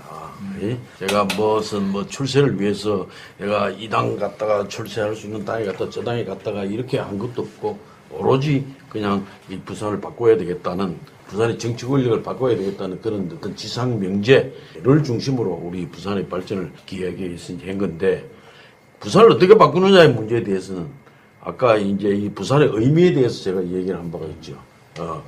그래서 이 문 대통령께서 요번에 신북방 정책 얘기가 나오고 또 신남방 정책 얘기가 나오지 않습니까? 신북방 정책과 신남방 정책을 연결 짓는 지점이 바로 한반도고 거기에 우리 부산이 그 중심에 있는 거예요. 그래서 이 수도권과는 다른 발전 방향 또 다른 발전 전략이 나와야 되는데 우리 부산이 나가야 될 방향은 바로 동부가 해양 수도로 나가는 것이다 하는 게 이제 제가 생각하고 있는 슬로건입니다. 그런데 제가 참 정말 감사하게 생각하는 게 우리 문재인 대통령님의 후보 때의 부산 공약이 바로 동부가 해양 수도입니다. 그걸 정할 때 사실은 제가 말씀드릴 수 있는 기회도 있었고 그래서 그걸 채택해 준 데 대하여 저는 아주 정말 눈물 긋게 아주 감사하게 생각을 했습니다. 그래서 내가 이걸 성취를 해야 되겠다 하는 이런 차원에서 이번에 또 이제 이런 기회가 왔기 때문에 제가 하고 싶었지요. 사실은 하고 싶었고 하면 제일 잘할 수 있다는 확신도 있었어요. 그러나 내가 지금 와서 3번이나 떨어진 놈이 또 나선다는 게 이게 노욕으로 보이는 것은 또 저 자신의 명예에 대한 저의 당당함에 대한 또 하나의 이건 또 이 거부로 비칠 수도 있는 문제이기도 하기 때문에 이것이 바로 하늘의 뜻인 같다. 뜻이다. 그래서 제가 모든 걸 다 던진 겁니다. 그래서 불출마부터 시작해가지고 경선 뭐든지 좋다. 우리가 이길 수만 있으면 한번 해봅시다. 이래가지고 이제 우리 원팀이 이제 만들어진 거 아니겠습니까? 그래서 만들어졌는데 이제 드디어 이게 어떻게 된 바인지 참 이제 저한테 이제 또 우리 정경련 후보하고 이 두 사람한테 이제 그러한 책무가 주어졌습니다. 그래서 이걸 이제 어떻게든지 감당을 해서 우리가 성공을 시켜야 되겠다. 그런 생각을 합니다. 좋은 얘기만 하니까 재미가 없어요. 나이가 지금 장난 아닌데요. 69세죠? 장관에 지금 69세. 우리나라에 지금 71세 정도 되는데. 아까 팔굽혀펴기하면 정치를 팔굽혀펴기를 하는 게 아닌데. 얘기해 봅시다. 요새 네, 젊은 잠깐만 한번 하세요 지금. 잠깐만 한번 하세요. 지금 한번 하시네요. 신문도 안 보신다고. 그러면 제가 질문을 하겠습니다. 나이도 많으신 분이 젊은 능력도 있고 젊은 후보한테 양보하시지 뭘? 건강은 어떠시려고 그러시고 어떠시랍니까 지금? 미국의 트럼프 형님이나 트럼프 형님 되세요? 형님이에요? 힐러리 누님도 있고 제가 그 사람들이 참 무거운 세계의 문제를 하는데 앞장서고 있는데 60대 새파란 동생이 내가 나이가 많아 난 뒷방 늙은이 할래 이래가 우리나라 옳게 되겠어요, 이거. 제가 얼굴이 정말 재치가 대단하시네. 그러니까 전혀 안 하고 싶은 말인데 재미가 없어서 지금 던지고 기다리신 것 같은 그런 느낌이 이게 준비 안 됐는데 대단하시네. 트럼프 했는데. 트럼프 힐러리 누님. 몰랐습니다. 깜짝 놀랐어요. 지금 이명박 씨가 77세 정도 됐고요. 그렇죠. 78. 그러고 보니까. 박지원 의원도 지금 그 정도 됐고요. 그러니까 아직 멀었죠. 한참 동생이죠, 뭐. 그래서 너무 무례했습니다. 제가 그래서 얼마 전에 나는 재선을 생각하지 않는 시장을 하겠다 이럴 때만 저 나이가 많아가 이제 4년밖에 못 하긴 해. 일 안 되겠다. 이래 생각하는 분들이 있는 것 같아. 그게 아니고 재선을 의식하지 않고 시장을 하겠다. 그건 뭐냐? 이게 포퓰리즘에 올리지 않고 원칙과 그걸 지키면서 우리 박주희 의원께서 청탁을 해도 다 청탁 그게 잘못된 한 번 하고 말 거니까 안 들어주고 하는 그런 마음으로 하겠다. 우리 남부 그런 무조건 틀려. 남부의 예산도 확보해야 되는. 외모하고 전혀 다르시네요.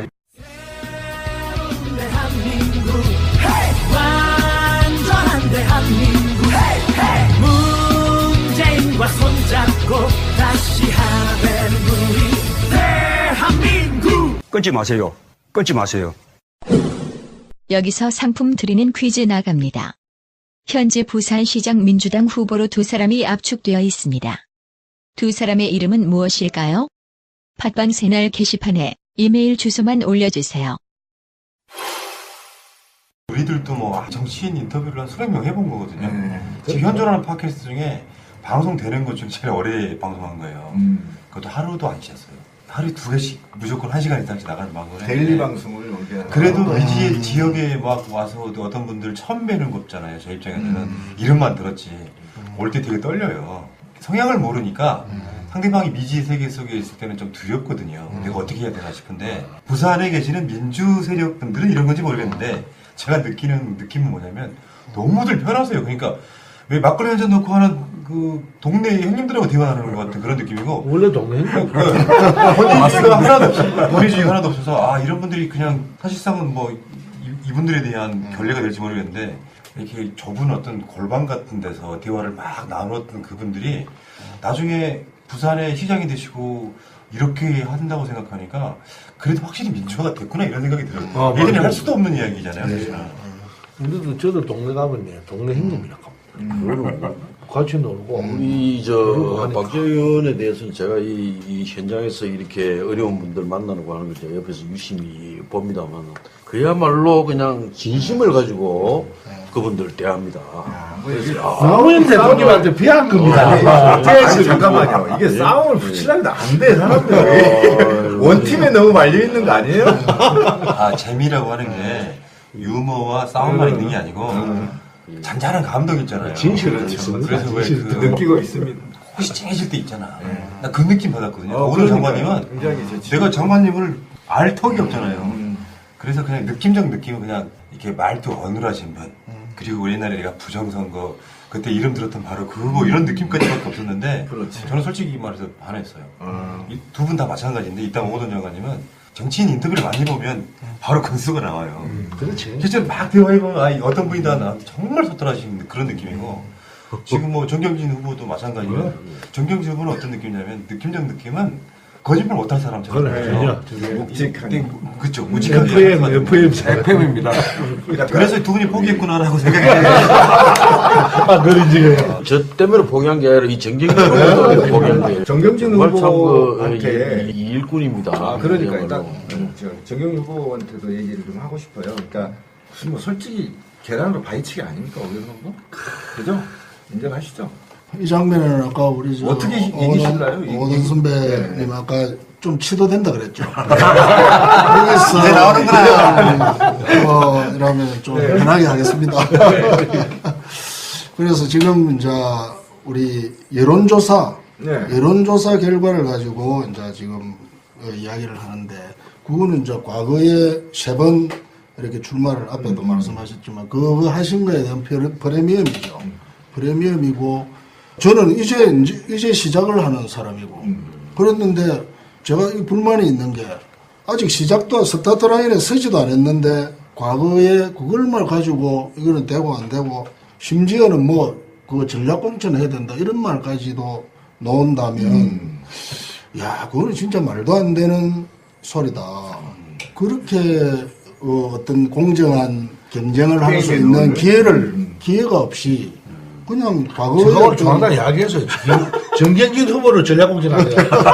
그럼 이야기했으니까. 그래서 이런 어떤 것은 도저히 있을 수 없다. 그래서 저는 최근에 그 우리 중국의 헌법 개정할 때 보니까 그 찬성률이 99.8%더만 딱 2명 반대. 2명 반대했더라고. 야, 그런데 저런 경우에도 그 사회에서는 당연히 다 될 거라고 생각했음에도 불구하고 그런 어떤 과정을 거쳤구나.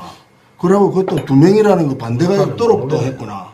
그랬는데 이거 아직 시작도 안 해보고 이랬는데 여론조사 가지고 뭐 이건 아니다 뭐 이렇게 재단하는 것은 정말 아니고 그렇게 발상하는 분들이 저는 그거는 중국 공산당 그쪽 뭐 바로 비교하고 싶지는 않지만 그런 정도보다 수준이 안 되는 거 아닌가 하는 생각을. 그 부분은 제가 좀 위로를 드릴게요.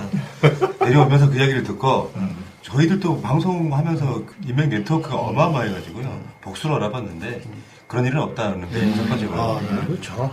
그리고 두 번째는 사실은 지명도 차이가 엄청 있지만 한편으로는 이게 어쩌면 프리미엄일 수도 있어요. 그러니까 여론조사 1위인 오거돈 후보와 이제 맞상대하는 그 옆에 있는 일본말로 하면 다이다이. 맞짱 뜨는 거죠. 그 시장이면 오거돈 후보보다 훨씬 더 확장성이 있을 수밖에 없는 경우라 억울하게만 생각하실 필요는 없고 기회만 충분히 주어진다면 이길 자신이 있다. 그래서 아직 그래서 제 생각이나 또 어떤 비전이나 그 열정 이런 것을 이렇게 표시하다 보면은 또 우리 깨시민이잖아요. 저는 마지막 백이라고 생각하는데 우리 시민들이 잘 판단하실 수 있을 거라고. 저는 지금 본선 얘기하는 게 아니에요. 그러니까 내부 경선에서 내부 경선도 마찬가지죠. 아니 삼수나 했는데 형님 한번 화해수하고 물론 선거는 되지 뭘 넘겨요. 어떻게 그 특단의 뭐 대책이라도 있어요?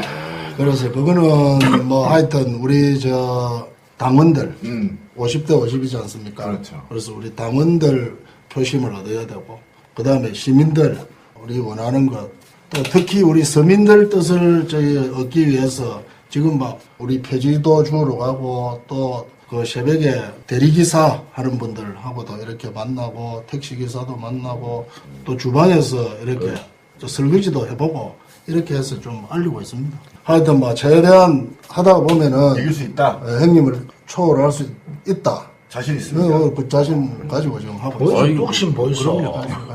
그럼 저는 중국에 갈 수 있다고 생각합니다. 인정하고 인정 못한다 해야지. 경선의 구도는 참 좋아요. 만약에 민정수석님이나 의원님이 나왔다 그러면 뭔가 혼재될 수 있는데 딱 대비가 되는 여러 가지가 있어요. 이렇게 상대적으로 이렇게 연령차가 나는 부분도 나이 드신 후보가 나쁘다가 아니잖아요. 경륜이잖아요. 또 젊은 후보는 그만큼 개혁적이라고 이야기할 수 있는 거고. 근데 이 구도가 뭔가 이렇게 오소독스하게라고 할까요? 재밌게 아기자기하게 가면 정말 재밌을 수 있는 거고 제일 최고의 시너지는 어느 한 분으로 후보가 결정됐을 때 진심으로 손 들어주고 같이 선거 뛰어주고 미친 듯이 미친 듯이 그럼 비잖아요. 그래 하는데 딱 하나만 내가 물어볼게요. 우리 정경진 후보가 내 입장이라면은 전략공천을 하겠는겨 경선을 하겠는겨. 제가 우리 선배님이라면 경선을 해야죠. 이거는 제가 볼 때는 좋습니다. 이것은 아까 우리 서병수 시장하고 관계도 이야기했지만 저는 그렇게 생각합니다. 이 시장이라는 이는 시민이 살림을 사는 시정의 그 CEO잖아요. 그래서 이것은 개인의 어떤 것보다는 검증을 거쳐서 시민이 선택하게 하고 우리 당원들이 선택하게 하고 하는 그런 과정이 필요한 거죠. 저희들 내부 원팀 그 전략회의에서 경선의 룰과 관련해서 얘기한 회의가 있었습니다. 그때 이제 참모들끼리는 경선 룰은 양 후보 측에서 합의하면 원팀은 다 따른다. 만약에 결렬이 되면 원팀에서 중재한다. 요까지 되어 있고 상호 입장을 좀 존중해 줬으면 좋겠다. 원팀의 정신에 입각해서 지금 지지율의 차이가 좀 있다 하더라도 좀 큰 집은 좀 작은 집을 배려해 주셨으면 좋겠고 또 좀 작은 집은 또 굉장히 또 차이가 남에도 불구하고 좀 합리적으로 룰에 좀 갔으면 좋겠다. 한 4가지 정도 저희들은 사실 저희들 내부에서 지금 합의하고 진행 중에 있습니다. 예. 우리 권 PD가 신비한테 항상 그런 얘기를 해요. 형님은 맨날 당해봐서 피해의식에 쩌들려 있다고. 그래서 저 계속 피해의식에 쩌들려 있어요. 그래서 좀 공격적인 얘기를 하는 건데 사실 원팀이라는 게 제가 비당원이 아니면요. 저 새끼들 저거 짜고 치는 거 아니야? 이렇게 할 수 있거든요. 뭐 그런 에 대한 의혹을 어떻게 해소할 수 있나요, 원팀이? 두 분이 한번 얘기를 해보세요.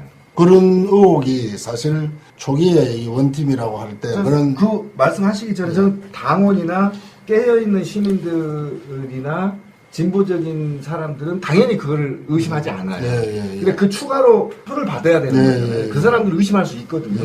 그런 측면에서 얘기를 그래서 그거를 사실 의심을 하더라고요. 네, 하죠. 그게 왜 그러느냐, 그게 뭐냐, 뭐 이런 어떤 식으로 계속 그렇게 하고 어쩌면은 막 그게 뭐 이미 무슨 이런 조정이 된 거 아니냐 이렇게 하고 그걸 이거 확산을 시키는 거예요.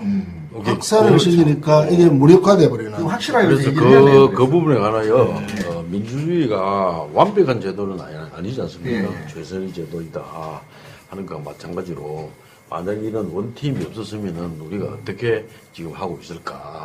전부 뿔뿔이 헤어져서 그냥 자기 헐뜯고 비난하고 지잘났다 하고 공약도 뭐 어떻게 돼 있는지 모르겠다 하고 지금 이런 식으로 될 거 아니에요. 그래도 이래 원팀을 만들어 놓고 있으니 그래도 이런 대화를 하면서도 이래 참 웃으면서 대화를 제가 지금 적응을 못해요. 서로 칭찬말하니까. 그럼 원팀에 또 첫대 공약까지도 다 만들었어요. 그럼요. 지금 공약도 지금 공통 공약을 만들어서 내놓고 이렇게 하는 게 이게 이제 저쪽 편하고 이제 완전히 대비되는 부분입니다. 저쪽은 그냥 죽인다 살린다 하고 지금 벌써 난리 아닙니까? 예? 그런데 비해서 우리는 이래 서로 이렇게 껴안아가면서 하면서 우리 같이 하자. 같이 하고 공약 같이 하고 또 시정 운영할 때도 같이 힘을 모아야죠. 그러니까 정치인과 힘을 모아서 가자. 지지자와 비지지자 이제 지지해야 될 사람들이랑 협업적으로 가자.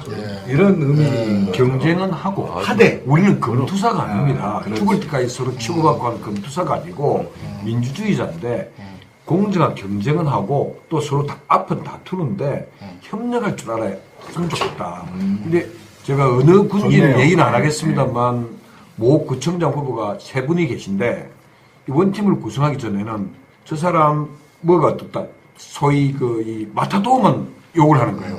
저쪽에서 마타도어가 지지자에서 나오니까 이쪽 지지자들도 저쪽 마타도어를 또 공격하는 겁니다. 근데 이제 원팀 선이 딱 되고 나니까 야, 너 그 상호비방 안 하기로 했잖냐 이것 때문에 뭔지 모르게 그 말을 2번 할 거를 한 번 하고 뭐 하여튼 이런 분위기가 좀 바뀌어가는 겁니다. 예. 오늘 어떤 분이 저한테 메시지를 보냈는데 민주당과 시민이 원팀이 되면 좋겠습니다. 제가 그 얘기한 거예요. 그러니까 시민과 절대적 지지자와 같이 하나의 협업 체제를 그렇습니다. 민주당과 시민의 원팀 그 얘기를 우리가 이제 선거에 임박하면 한번 랭카드에 내걸 수도 있다고 설득이 되네요. 설득이 됐어요. 자, 방송 이제 끝내야 될 시간이 돼가는데 저 한 몇 달 전에 방송을 했던 말이 기억이 나요. 제가 했던 말이 굉장히 명언이에요. 그 생각해요. 대통령 입장에서 치르는 첫 선거예요. 집권한 지 1년 1개월 정도 만에 치르는 첫 선거예요. 일반적인 예상은 대통령 지지율이 높고 개혁을 돕는 의미에서라도 여당이 이길 거라고 이야기합니다. 근데 그래서 부산이 중요해졌다. 그러니까 부산을 가져오는 순간 졌다고 말할 수는 없어요. 그렇죠. 근데 저는 이렇게 생각하거든요. 문재인 대통령이 아니어도 이길 수 있는 지역이 있어요. 문재인 대통령일 때 만약에 PK를 다 가져온다거나 심지어는 TK에서 한 곳을 가져온다거나 이 정도 상황이 되면 개혁하기가 엄청 쉬워지죠. 국민들 입장에서 지금 자유한국당은 일어서지도 못합니다. 계속 뿔뿔이 흩어지고 책임론으로 싸우고 결국에는 다음 총선 때는 지리멸렬해지는 과정까지 갈 거라고 생각이 들어요. 그래서 부산이 중요하다. 이렇게 말씀드리고 싶고 자, 이제 인터뷰가 다 끝나가고 나니까 감이 잡히네요. 그러니까 박지우 의원하고 우리 이호철 수석이 왜 이런 자기들은 출마 안 하면서 거들고 있는지 그리고 두 분이 막 어떤 욕심이 많아가지고 내가 꼭 부산시장 돼야 돼 이런 것도 아니고 이분들을 보니까 사실상은 그냥 막걸리 마시고 맨날 만나서 놀시면 좋을 것 같은 그런 분들인데 또 시민들하고도 그렇게 하시겠죠. 어떻게 보면 국민과 부산 시민과 문재인 대통령을 위해서 총대를 매는 느낌도 좀 있어요. 이럴 때 이런 분들이 사실상 정치를 해야 돼요. 욕심도 별로 없지만 막상 하게 되면 국민을 위한 정책하고 정말 내가 우리 꼴사납고 뭔가 좀 우리 면 떨어지는 거, 우리 세력에 대한 욕먹는 건 못해. 그런 분들일 거라고 저는 이번 인터뷰에서 느껴졌거든요. 그래서 오늘 나오신 분들께 딱 어차피 예전에 후보들이셨잖아요. 딱 1분씩만 애청자도 좋고 당원도 좋고 부산 시민도 좋고 한 말씀 할 기회를 드리겠습니다. 아까도 말씀을 했지만은 우리 노무현의 꿈, 또 문재인의 그 약속, 정경진의 외침, 이게 막 일치합니다. 그래서 이거는 완전히 체화되어 있는 그런 상황이기 때문에 하여튼 우리 부산에서 오래 묵은 이런 어떤 정치 권력 교체를 위해서 최선을 다하겠습니다. 많이 도와주십시오. 감사합니다. 예, 오늘 참 우리 새가 날아든다 이 프로를 통해서 우리끼리 참 이렇게 본격적으로 대화할 수 있는 기회를 만들어준 데 대해서 감사하게 생각합니다. 최초죠? 예, 그렇죠. 예, 그래서 이번 기회를 통해서 다시 한 번 더 우리의 이 원팀의 어떤 이 가능성에 대하여 한 번 더 확인할 수 있게 되었고, 오늘 이 토론을 통해서 우리가 더 단합되고 더 맹렬하게 이 부산을 바꾸는 대열의 전열을 가다듬을 수 있겠다 하는 그런 생각을 합니다. 특히 우리 젊은 분들이 이 내용을 많이 보고 있으리라 생각합니다만 오늘도 아직도 못한 얘기들이 참 많습니다. 부산의 그 신공항의 문제에 대해서는 참 얘기를 하려고 했는데 다음에 이제 경선 끝나고 후보가 어느 분이나 되시면 방송으로 초청을 하겠습니다. 이 가덕 신공항을 다시 우리가 재추진해야 된다 하는 문제. 그렇더라도 가덕 신공항 만들어지는데 10년이 넘게 걸리니까 지금 있는 김해 공항을 확장하는 문제는 우리가 빨리 지금 추진해야 된다. 그래서 시민들의 불편을 없애자 하는 막 그런 문제, 그 외에 연관되는 문제들이 많이 있는데 그런 부분 아주 다음 기회에 또 만들기로 하고, 하여튼 우리 젊은 분들이 깨어있는 시민이 되고 부산을 바꿀 수 있는데 앞장선다면 정말 잘 되지 않겠습니까? 예, 감사합니다. 후 선거에 안 나가시지만 사실은 공동 시장 후보들이에요. 박재우 의원님도. 예. 시민 여러분, 여러분들이 주인입니다. 저희들은 여러분들이 심부름하는 머슴입니다. 주인이 똑똑하면 머슴은 머슴짓을 합니다. 주인이 가만히 있으면요, 머슴이 주인입니다. 영남 호남은 어찌 보면 머슴이 주인이 되어 있는 세상입니다. 이제 좀 바꿔주십시오. 여러분들이 외치고 여러분들이 함께 동참하고 투표를 할 때만이 우리 부산에 여러분들의 세상, 우리 자식들이 이게 머물 수 있는 부산 새롭게 만드는데 우리 일조해서 이번에 시장, 구청장, 시의원, 구의원 진짜 부산만 바꿔주십시오. 저희들이 10몇 년 동안 노무현 대통령이 20몇 년 동안 열망이고 꿈이고 부산 사람으로서 이게서 태어나서 이게서 자란 우리들의 영원한 꿈입니다. 이제 꿈을 서서히 한 번씩 실천해 봅시다. 열심히 하겠습니다. 맞습니다. 자, 마지막으로 이제 조언을 주려고 삼철 선생님. 예, 저는 이호철입니다. 사람들이 원팀이 뭐냐고 많이 묻습니다. 그 원팀은 민주주의입니다. 그럼에도 불구하고 너무 오랜 기간 동안 후보가 결정되고 나면 돕지 않았습니다. 그런 면에서 비정상이 정상으로 들어오는 원팀은 상식입니다. 한편으로. 그리고 이제 한편으로 원팀이 엑소입니다. 엑소라는 것은 어쩌면 정경인 후보님이 구청에 지원하러 갈 때 또 우리 유닛 또 오거돈으로 또 가면 오거돈 후보님 중심으로 또 돕고, 어쨌든 그렇게 해서 원팀의 정신이 지금 전국에 많이 퍼졌습니다. 부산을 출발로 해서 울산 광적시장 후보도 원팀을 만들었고요. 충북도 만들고 있고, 춘천, 원주, 지금 아까 광주도 아까 만든다라고 논의하고 있다 그러고요. 또 한편으로는 자유한국당까지 어쩌면 본 달라고 그럽니다. 다시 이제 부산으로 들어오면 아까 말씀드린 지하철 2호선 부분은 대부분 다 구청단에서 원팀이 다 만들어졌습니다. 지하철 1호선이 사하구, 서구, 중구, 동구, 연제구, 동래구, 금정구까지 지하철 1호선 부분이 아직까지 원팀이 안 만들어졌습니다. 여러분들이 도와주기 위해서 부산 전체를 원팀으로 만들어서 대한민국을 바꾸고 부산을 바꿨으면 좋겠습니다. 예. 자, 감사드리고요. 제가 아까 조금 언급해드렸던 부산에 돌아가신 작은아버지가 2년 전에 돌아가셨는데 이분은 한 번도 본인이 찍은 분이 당선된 적이 없는 분입니다. 그 한 갖고 돌아가셨는데 제가 부산에 흔쾌히 가겠다고 한 이유 중에 하나가 6월 13일 날 밤 10시 이후에 이쪽 어딘가에 최소한 파란 색깔을 이쪽에 한번 만들고 싶다. 이게 저의 소망이기도 하고요. 그게 사실은 우리나라 민주주의의 진짜 시작이죠. 민주주의가 발전하지 못한 대표적인 이유 중에 하나가 제가 분석한 바로는 지역감정. 어떤 이슈를 지역감정으로 만들면 물타기 가능했으니까요. 지금 없는 시대에 그걸 우리가 발판 삼아가지고 진짜 민주주의 한번 해보고 싶습니다. 애청자 여러분 많이 도와주시고요. 부산시장 후보 원팀, 우리는 하나다. 원팀 방송 마치겠습니다. 고맙습니다. 감사합니다.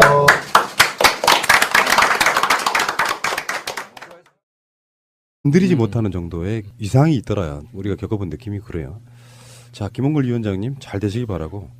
자, 잠시 후에 오겠습니다. 음질이 안 좋습니다. 오디오 방송으로는 아예 안 들린다 이런 건 아니고 다 들리긴 하는데 지금까지 우리들의 그 고퀄리티의 음질과는 좀 상당히 많이 다르다는 거 생각하시고요. 부산은 전공교체 야수 준비됐나? 준비됐다. 예, 부산 우리는 원팀이다. 2부 시작하겠습니다. 자, 2부에서는요 멤버는 바뀐 게 없습니다. 다만 이제 깊은 얘기를 좀 나눠야 되겠죠. 어떤 분들이 어떤 느낌을 갖고 어떻게 출마를 하느냐를 알아야 이게 뭐 같은 팀이지만 사실 같은 팀에 있는 가족들이 누구를 찍은 것일까도 결정이 되는 부분이 있어서 사실 후보님들한테는 굉장히 긴장이 되는 시간이 아닐까 이런 생각해 봅니다. 자, 그냥 푸시고요. 다리 꼬셔도 돼요. 이렇게 편하게 하시고. 죄송합니다. 잠깐만요. 다리를 꼬았습니다. 국회의원 한 300명 중에도 내가 아는 사람이 정확하게 많지가 않아요. 어쩔 때는 국회의원 누가 비리로 검찰에 들어갔다고 하는데 처음 듣는 사람도 있고 그러거든요. 민주당 내에도 스타 의원이 있고 묵묵히 하시는 분이 있고 뭐 이런 느낌이 있죠. 지방에 시장 나오시는 분들은 사실 중앙에 알기가 많이 쉽지는 않다고 생각해요. 그렇지만 내가 부산시장에 누가 뽑히는지는 중요하지 않지만 부산 시민 입장은 좀 다른 거죠. 최종 두 후보 이렇게까지 그냥 단정적으로 말을 해도 됐죠 이제는. 예. 최종 두 후보가 어떤 분들이신지 궁금한 점 한번 여쭤보도록 하겠습니다. 자, 두 분 마주 보시고 가위바위보 하십시오. 가위바위보. 자, 성공. 이긴지 성공. 좋겠지. 먼저 하실 걸 결정하십시오. 내가 질문해라 말씀이에요. 아니요. 제가 일단 질문 먼저 드리겠다. 먼저 하기, 양보 먼저 하겠습니다. 내가 항상 이 양보를. 그렇군요. 좋은 일입니다. 자, 양보 정신 좋습니다.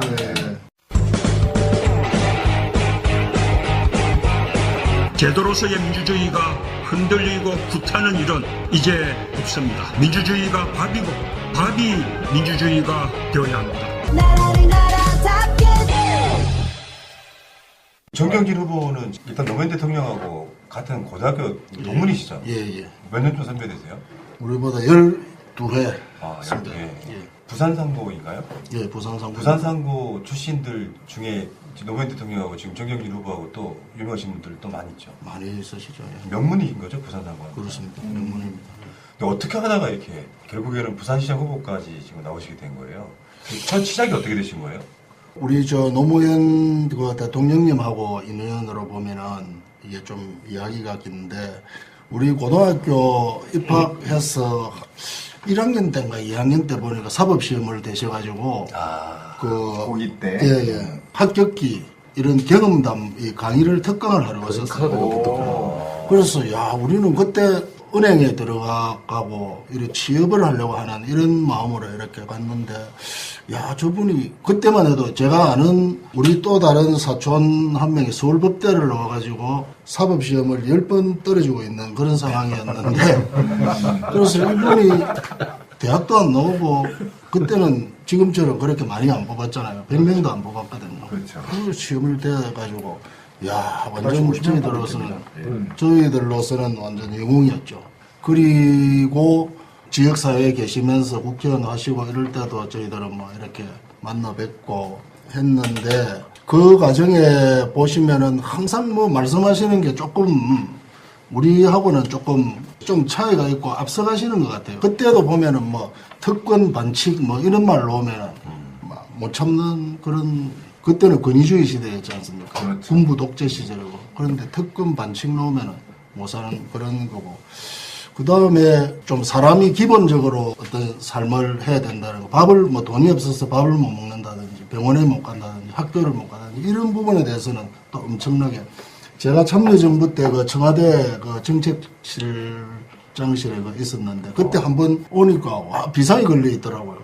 그래 우리 여주수 성님 그때 어디 계셨는지 모르겠는데 무슨 방학 때 아이들이 돈이 없어서 점심을 못 먹는 거예요.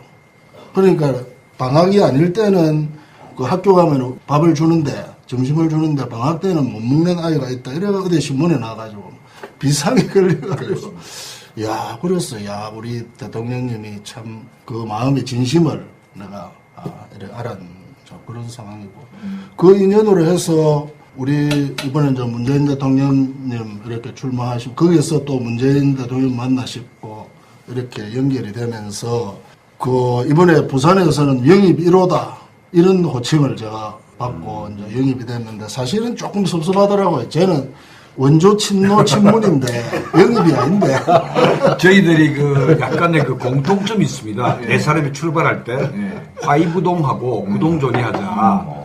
좀 달라도 같이 어울리고 그다음 그 공통점을 찾아서 일을 좀 같이 해보자라는 뜻으로 좀 출발할 때요. 저희 네 사람이 같이 참여정부 때 내각과 청와대에서 같이 일을 했습니다. 아, 그래요? 원팀 맞네요. 예, 그 일하는 부서는 틀렸습니다만 어쨌든 참여정부 때 같이 일을 했고요. 우리 정경인 후보님은 노무현 대통령과 동문이시고요. 또 여기 계시는 우리 오거돈 장관님은 현 문재인 대통령과 동문이시죠. 네, 그러니까 전직 현직 대통령님 사이에 다 동문으로 연결되어 있는 상당히 힘이 세신 분들입니다. 특혜네요, 결국은. 꼭 알아야 할 어제의 뉴스. 600만 명의 시민이 청원해도 입법은 물론 발의조차 될 수 없었던 세월호 특별법. 국민이 직접 법률안을 발의할 수 있도록 하는 국민 발안이 이번 개헌안에 포함된 배경입니다. 국회의원에 대한 국민 소환 조항도 신설됐습니다. 다만 세부 기준 설정은 국회에 위임했습니다. 국회의원 스스로가 이런 정도라면 따를 수 있겠다, 수용할 수 있겠다라고 하는 기준을 마련하는 것이 좋겠다는 판단이었고요. 보편적 인권인 천부 인권의 향유 주체는 국적이 필요 없는 사람으로 확대했습니다. 다만 국가가 예산을 들여 보장하는 교육 등 사회적 권리, 또 국가안보 관련 권리는 계속 국민에 한정됩니다. 근로에서 노동으로의 용어 변경과 함께 동일 노동 동일 임금, 고용 안정, 일과 생활의 균형에 대한 노력 의무를 국가에 부과했습니다. 공무원에게 원칙적으로 노동 3권을 인정했고 노동자들의 단체 행동권 범위도 넓혔습니다. 임금 인상을 위한 단체 행동권은 문제가 없습니다. 근데 정리해고를 반대한다라고 할 경우 현행 판례에 따라서 불법화되는 경우 많이 있습니다. 청와대는 위험으로부터 보호받을 생명권과 안전권을 새 기본권으로 했는데 여기서 생명권이 낙태죄나 사형제 손질과 연결되는 건 아니라고 설명했습니다. 영장 청구의 주체를 검사로 규정한 현행 조항을 삭제하고 국민의 사법권 신장과 관련한 조항들을 추가 또는 확대했습니다. 종합하면 참정권, 기본권, 사법권 등에서 국민의 권한을 강화하려 했다는 게 청와대의 설명입니다. 5.18 민주화운동과 부마항쟁, 60항쟁을 헌법 전문에 포함시킴으로써 국민의 저항권을 헌법상의 근거로 뒷받침한 것도 같은 맥락입니다. 160여 명으로 구성되는 방북예술단은 13년 만에 다시 평양을 찾는 조용필과 함께 이선희와 최진희, 윤도현 밴드 등 북한 주민에게 익숙한 얼굴들이 대거 참여합니다. 아이돌 그룹으론 유일하게 5인조 여성 걸그룹 레드벨벳이 포함됐고 백지영과 정인, 알리 등 실력파 가수들도 이름을 올렸습니다.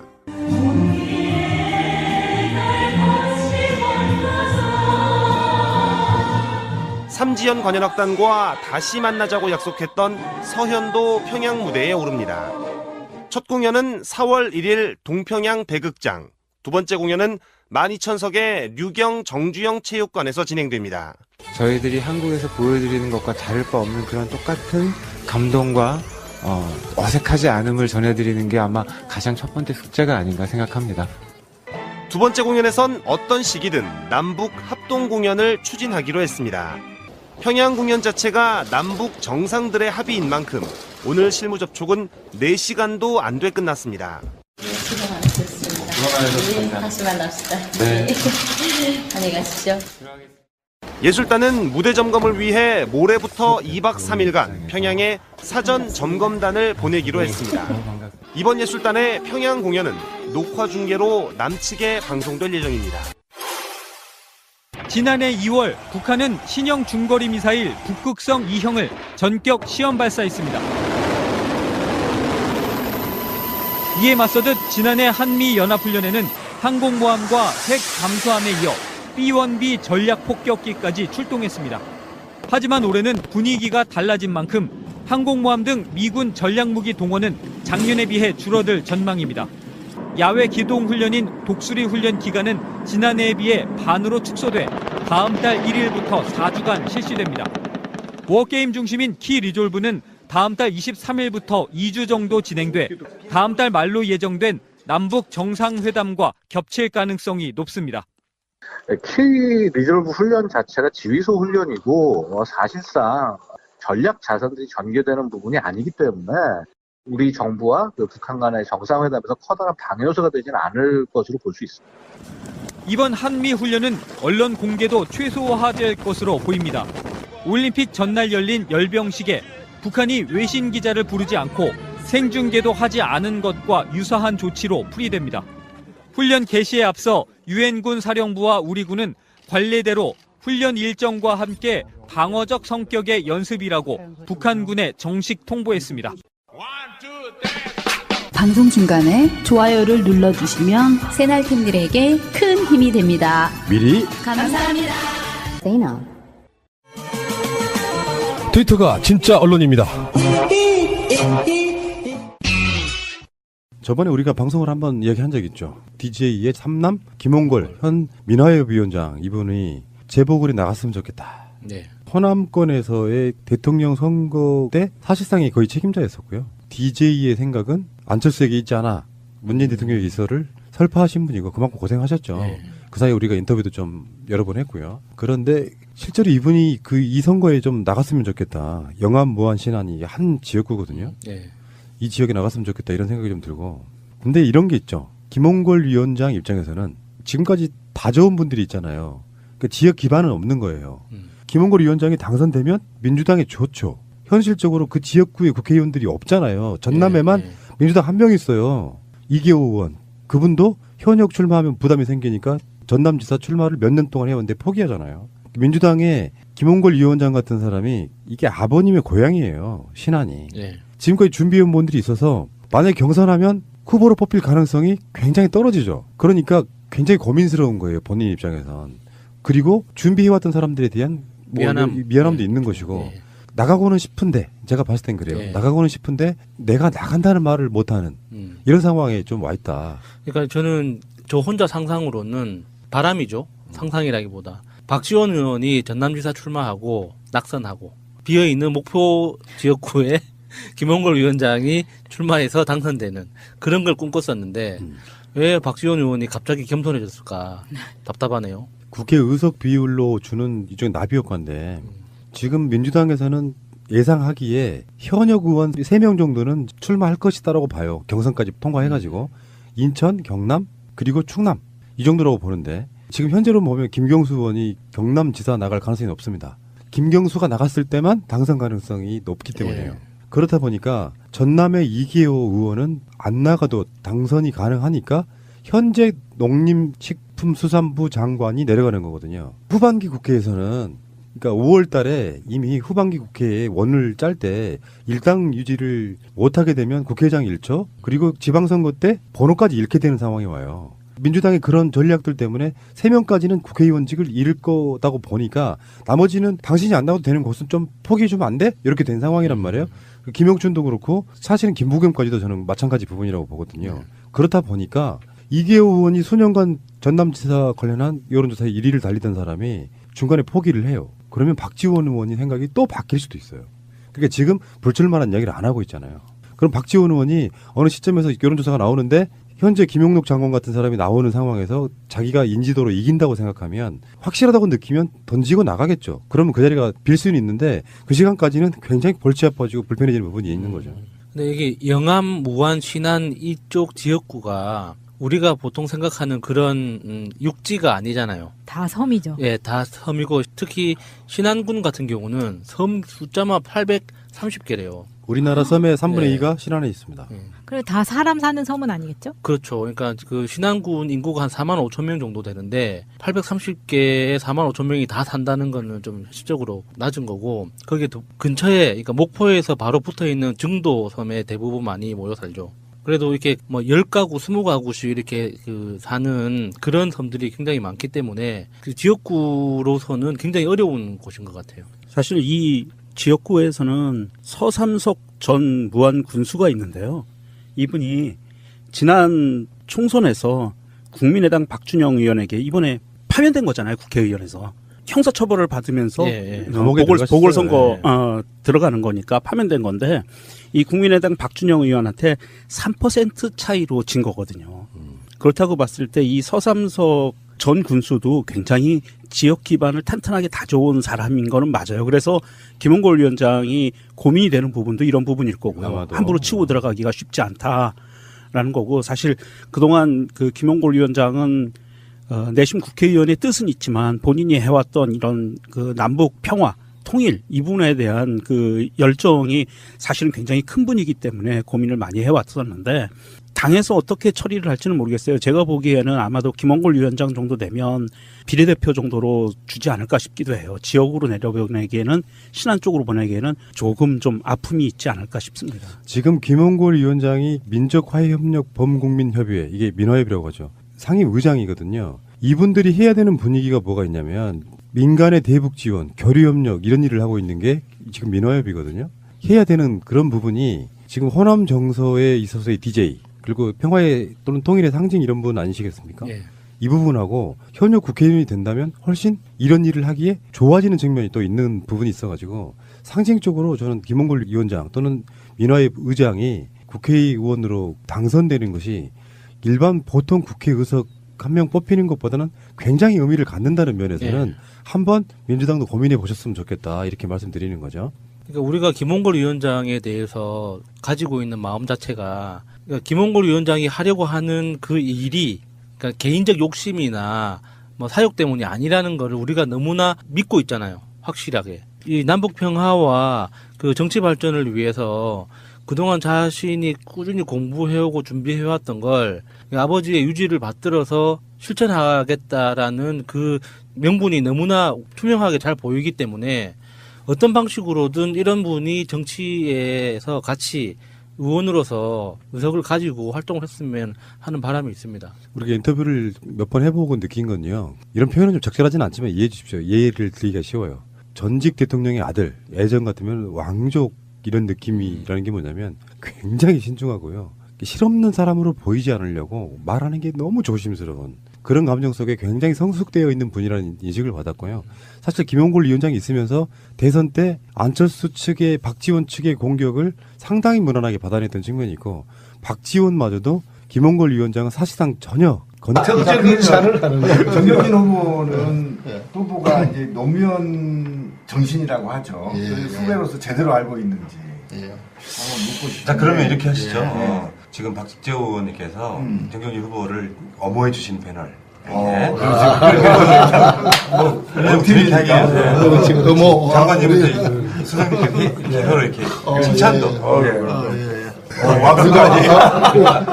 본인이 하기 좀 껄끄러운 이야기는 이렇게 옆에서 도와주시면 더 편할 것 같고요. 계속 질문 갈게요. 그러시다가 지금 이제 그러니까 지금 청와대도 계셨고 부시장 경력이 있으신 거잖아요. 근데 그건 어떻게 되신 거예요? 부시장. 부산시 부시장. 부산시 부서장은 제가 이제 직업 공무원입니다. 제가 그 행시 26회니까 쭉 직업 공무원으로 이렇게 잘하셨구나. 계속 공무원 출신. 그 부산 3고 중에서 행정고시였으면 그다지 플랜카드 안 붙었습니까? 붙었습니다. 예, 그 자랑하셔야죠.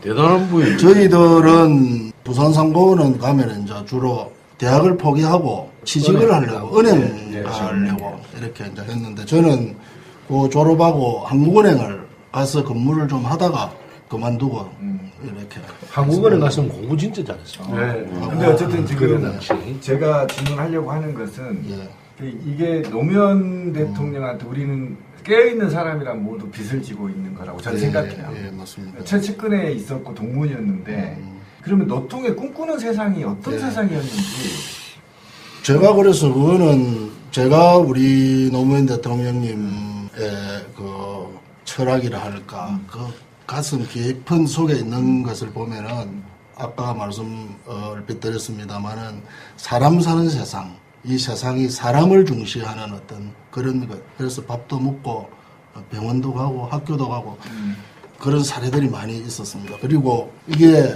공정한 어떤 정의에 입각한 그런 사회 그러니까 특권을 기득권이 특권을 행사한다든지 뭐 그 룰을 정해놓고 반칙을 한다든지 이걸 참지를 못하는 성격. 그 다음에 세 번째가 특권하고 연계가 되는 상황입니다만 균형 발전에 대한 마인드를 아주 가지고 계시는 것 같더라고요. 우리 그 지금 가덕 신공항이라든지 북한 재개발 이런 것도 노무현 대통령이 처음 다 지시한 거거든요. 물론 이제 우리 수도 이전 해가지고 완성은 못 시켰지만은 그런 부분에 대한 마인드를 가지고 계셨는데 그게 단순한 균형 발전이라는 게 그 수도권 집중에 대한 어떤 특권이잖아요. 그렇죠. 특권에 대한 저항인 것 같아요. 그래서 굉장한 저항이었죠. 예. 그래서 그런 거로 봐서는 아주 정의롭고 마음이 따뜻한 그런 분이다. 그렇게 생각을 하고 있습니다. 그래서 저도 이번에 출마 기자회견 하면서 제가 그 약자의 입장에서는 행정을 하겠다. 그리고 꿈과 우리 꿈이라는 거는 부산이 이제 꿈과 사랑이 있는 부산다운 부산 이렇게 했는데 꿈이라는 것은 앞에서 말했던 우리 부산의 위상을 찾고 경제를 번영시키고 일자리를 만들어서 청년들에게 일자리를 만드는 그런 거고 사랑이라는 것은 어려운 사람들 다 같이 이렇게 더불어 사는 어떤 이런 거. 정치나 행정가들이 국민한테 월급을 받으면서 해야 될 일이 이 말이죠. 있고 가진 분들은 자기들이 정보도 알고 또 알아서 다 합니다. 근데 엄고 힘든 분들은 몰라서 당하고 이런 경우가 많아서 그런 분들에게 우리가 얼마나 서비스를 제공하고 또 정보를 빨리 제공하고 맞습니다. 예. 그래서 우리가 그 행정학에서도 수비범이라고 그렇게 좀 어렵게 이야기를 하는데 전문용어로 우리가 행정을 하는 때 행정의 역할이 어디까지 관여를 해야 되느냐? 그럼 원래 이 시장 경제에서 서로 간에 막 경쟁을 하면서 자본주의 사회에 돌아가지 않습니까? 돌아가는데 거기에서 시장 경제 원리가 적용 안 되는 어떤 그런 사각지대, 그 다음에 경쟁에서 진 그런 부분에 대해서 우리가 공공이 관여를 해야 되기 때문에 그래서 그런 게 우리 노무현 대통령님도 그런 게 기본에 깔려 있었던 것 같고 사람이 우선인. 예, 저도 그게 뭐 배워서라기보다 저도 그런 기본적인 체화되어 있는. 그리고 이제 소하고 사자를 한물다리가 경쟁하면 누가 이기겠어요? 근데 좀 그걸 하지 말자. 그 노통하고 워낙 제가 좋아하시는 분은 노통이라고 저는 부르겠습니다. 예. 노통하고 짠한 뭐 에피소드 이런 거 없나요? 우리가 그 한국은행 다니면서 이 이제 행시 공부를 나는 하려고 마음을 먹고 1차 공부를 이제 시작을 할까 말까 이렇게 하는데 그 우리 맞은 테이블에 우리보다 2회 선배가 사시 공부를 하고 있었어요. 그래서 이분은 보면은 그거 됐어요. 그것도 사법시험이 됐어요. 됐는데 이 내한테 그걸 보여주더라고. 이 자기 수첩에서 사진을 한 개 꺼내가지고 보여주면서 이 노무현 대통령 잠 올 때 잠 오고 힘들지 않습니까? 그러면 이 대통령 사진을 보고 잠을 깬다는 거죠. 그때는 대통령도 아닌데. 그 대통령도 아니죠. 이제 사시된 선배가. 사시된 선배로서 그래가지고 저도 이제 그런 어떤 걸 했었고 그 뒤에는 이제 그 우리가 직장 생활을 하면서 이렇게 뵀는데 내가 좀 저를 별로 안 좋아하신 것 같아요. 그래 왜 그러냐면 이렇게 우리 무슨 모임에서 이게 소개를 기억 잘 못할 거 아닙니까? 그래 하는데 뭐 얘는 이렇고 해서 행시돼 가지고 뭐 이래 하고 있다라니까 공부는 좋게 했는가 봐요. 그래 그래서 저는 이게 좀 서운하더라고. 이게 뭐 내 나름대로는 좀 칭찬을 받으려고 했는데 공부는 열심히 했는데 뭐 칭찬이 제가 그게 노무현 대통령 최고의 칭찬. 아, 그래. 그래서 이 츤데레라고 일본 말 있어요. 싫은 듯 하면서도 관심 보이는. 예. 그래서 야 그러면은 뭐 이게 어쩌란 말이고 이런 나는 생각하고 이래 보니까 이분이 가시는 길 자체가 이 좀 다르다. 그래서 근데 제가 참 우리 그 부시장님은 좀 더 배우셔야 될 게 이 공격이 바로 나오는 노무현 대통령하고 이 공통점과 차이점이 있는데 머리 좋고 어쨌든 또 이 약자를 생각하고 요즘 그 선거운동을 일일 그 체험을 합니다. 와, 저 힘든 일 어떻게 하지? 이제 따뜻한 마음 같은 게 좀 보여요. 이제 그런 의미에서는 공통점이 있습니다. 제가 볼 때. 제가 이 노무현 대통령 처음 만났을 때 생각은 정의감만 있었는데 제대로 자기 표현도 못하고 이런 공통점이 있습니다만 노무현 대통령 아주 구체적이고 쉽게 이야기를 하세요. 대신 말을 추상적이고 어렵게 하세요. 아니 지금 처음이라 그래. 조금 있으면 잘합니다. 알겠습니다. 예, 정치는 중학교 3학년 수준으로만 이야기해야 됩니다. 우리께 얘기, 노무현 대통령은 한 단계 더 떨어뜨려서 중2 수준으로 얘기해요. 말과 글을. 지금은 이제 고등학교 수준인데 고등학교 수준. 다음 넣으면 이제 형 갈라놨더니 바로 싸우시네. 오히려 정치판에 물들지 않은 느낌 때문에 맞습니다. 굉장히 좋은데요. 예, 굉장히 좋습니다. 예. 이게 이제 이런 부분이 있어요. 노무현 대통령의 그 수없이 많았던 도전, 부산의 도전이, 그러니까 문재인 대통령은 노무현 대통령의 친구로서 어떤 개인적 감정으로 어떤 꿈을 이룬 거거든요. 또 다른 꿈을 이룬 건데 결국에 마지막 활용 점정은 부산에서 시장이 우리 쪽이 나오는 거잖아요. 그렇죠. 두 분은 역사적으로 굉장히 무거운 짐을 지고 있는 거예요, 지금. 저는 정경진 후보는 좀 답답한 게 문재인 대통령 당선시키는데 1등 공신이잖아요. 지금 부산에 선대에 그렇습니다. 예, 제가 그럼 떼써서 좀 전략공천 해달라고 그러는 거예요. 왜 이렇게 오거든 후보한테 지금 제가 전략공천하면 오거든 우리 선배님이 원팀의 안 좋아하실 건데 원팀에 큰일 납니까? 싸움을 붙이려고 일단은 저는 선의의 견제를 해야 된다고 생각합니다. 항상 따뜻한 마음으로 누구든지 받아들일 수 있다. 그래서 제가 이제 우리가 슬로건이라고 해야 되나 우리 노무현의 꿈, 문재인의 약속, 정경진의 외침. 이게 이제 노무현의 꿈, 문재인의 약속, 정경진의 외침. 그런데 이게 내가 만들어줘야죠. 이게 같은 거더라고 보니까요. 똑같더라고 보니까. 그게 사람 문재인의 냄새 납니다. 예. 네, 냄새 푹 납니다. 같은. 그래서 제가 참 이질감을 안 느끼고 그냥 그렇게 하고 있습니다. 그럼 결정적으로 마지막 하나 질문이에요.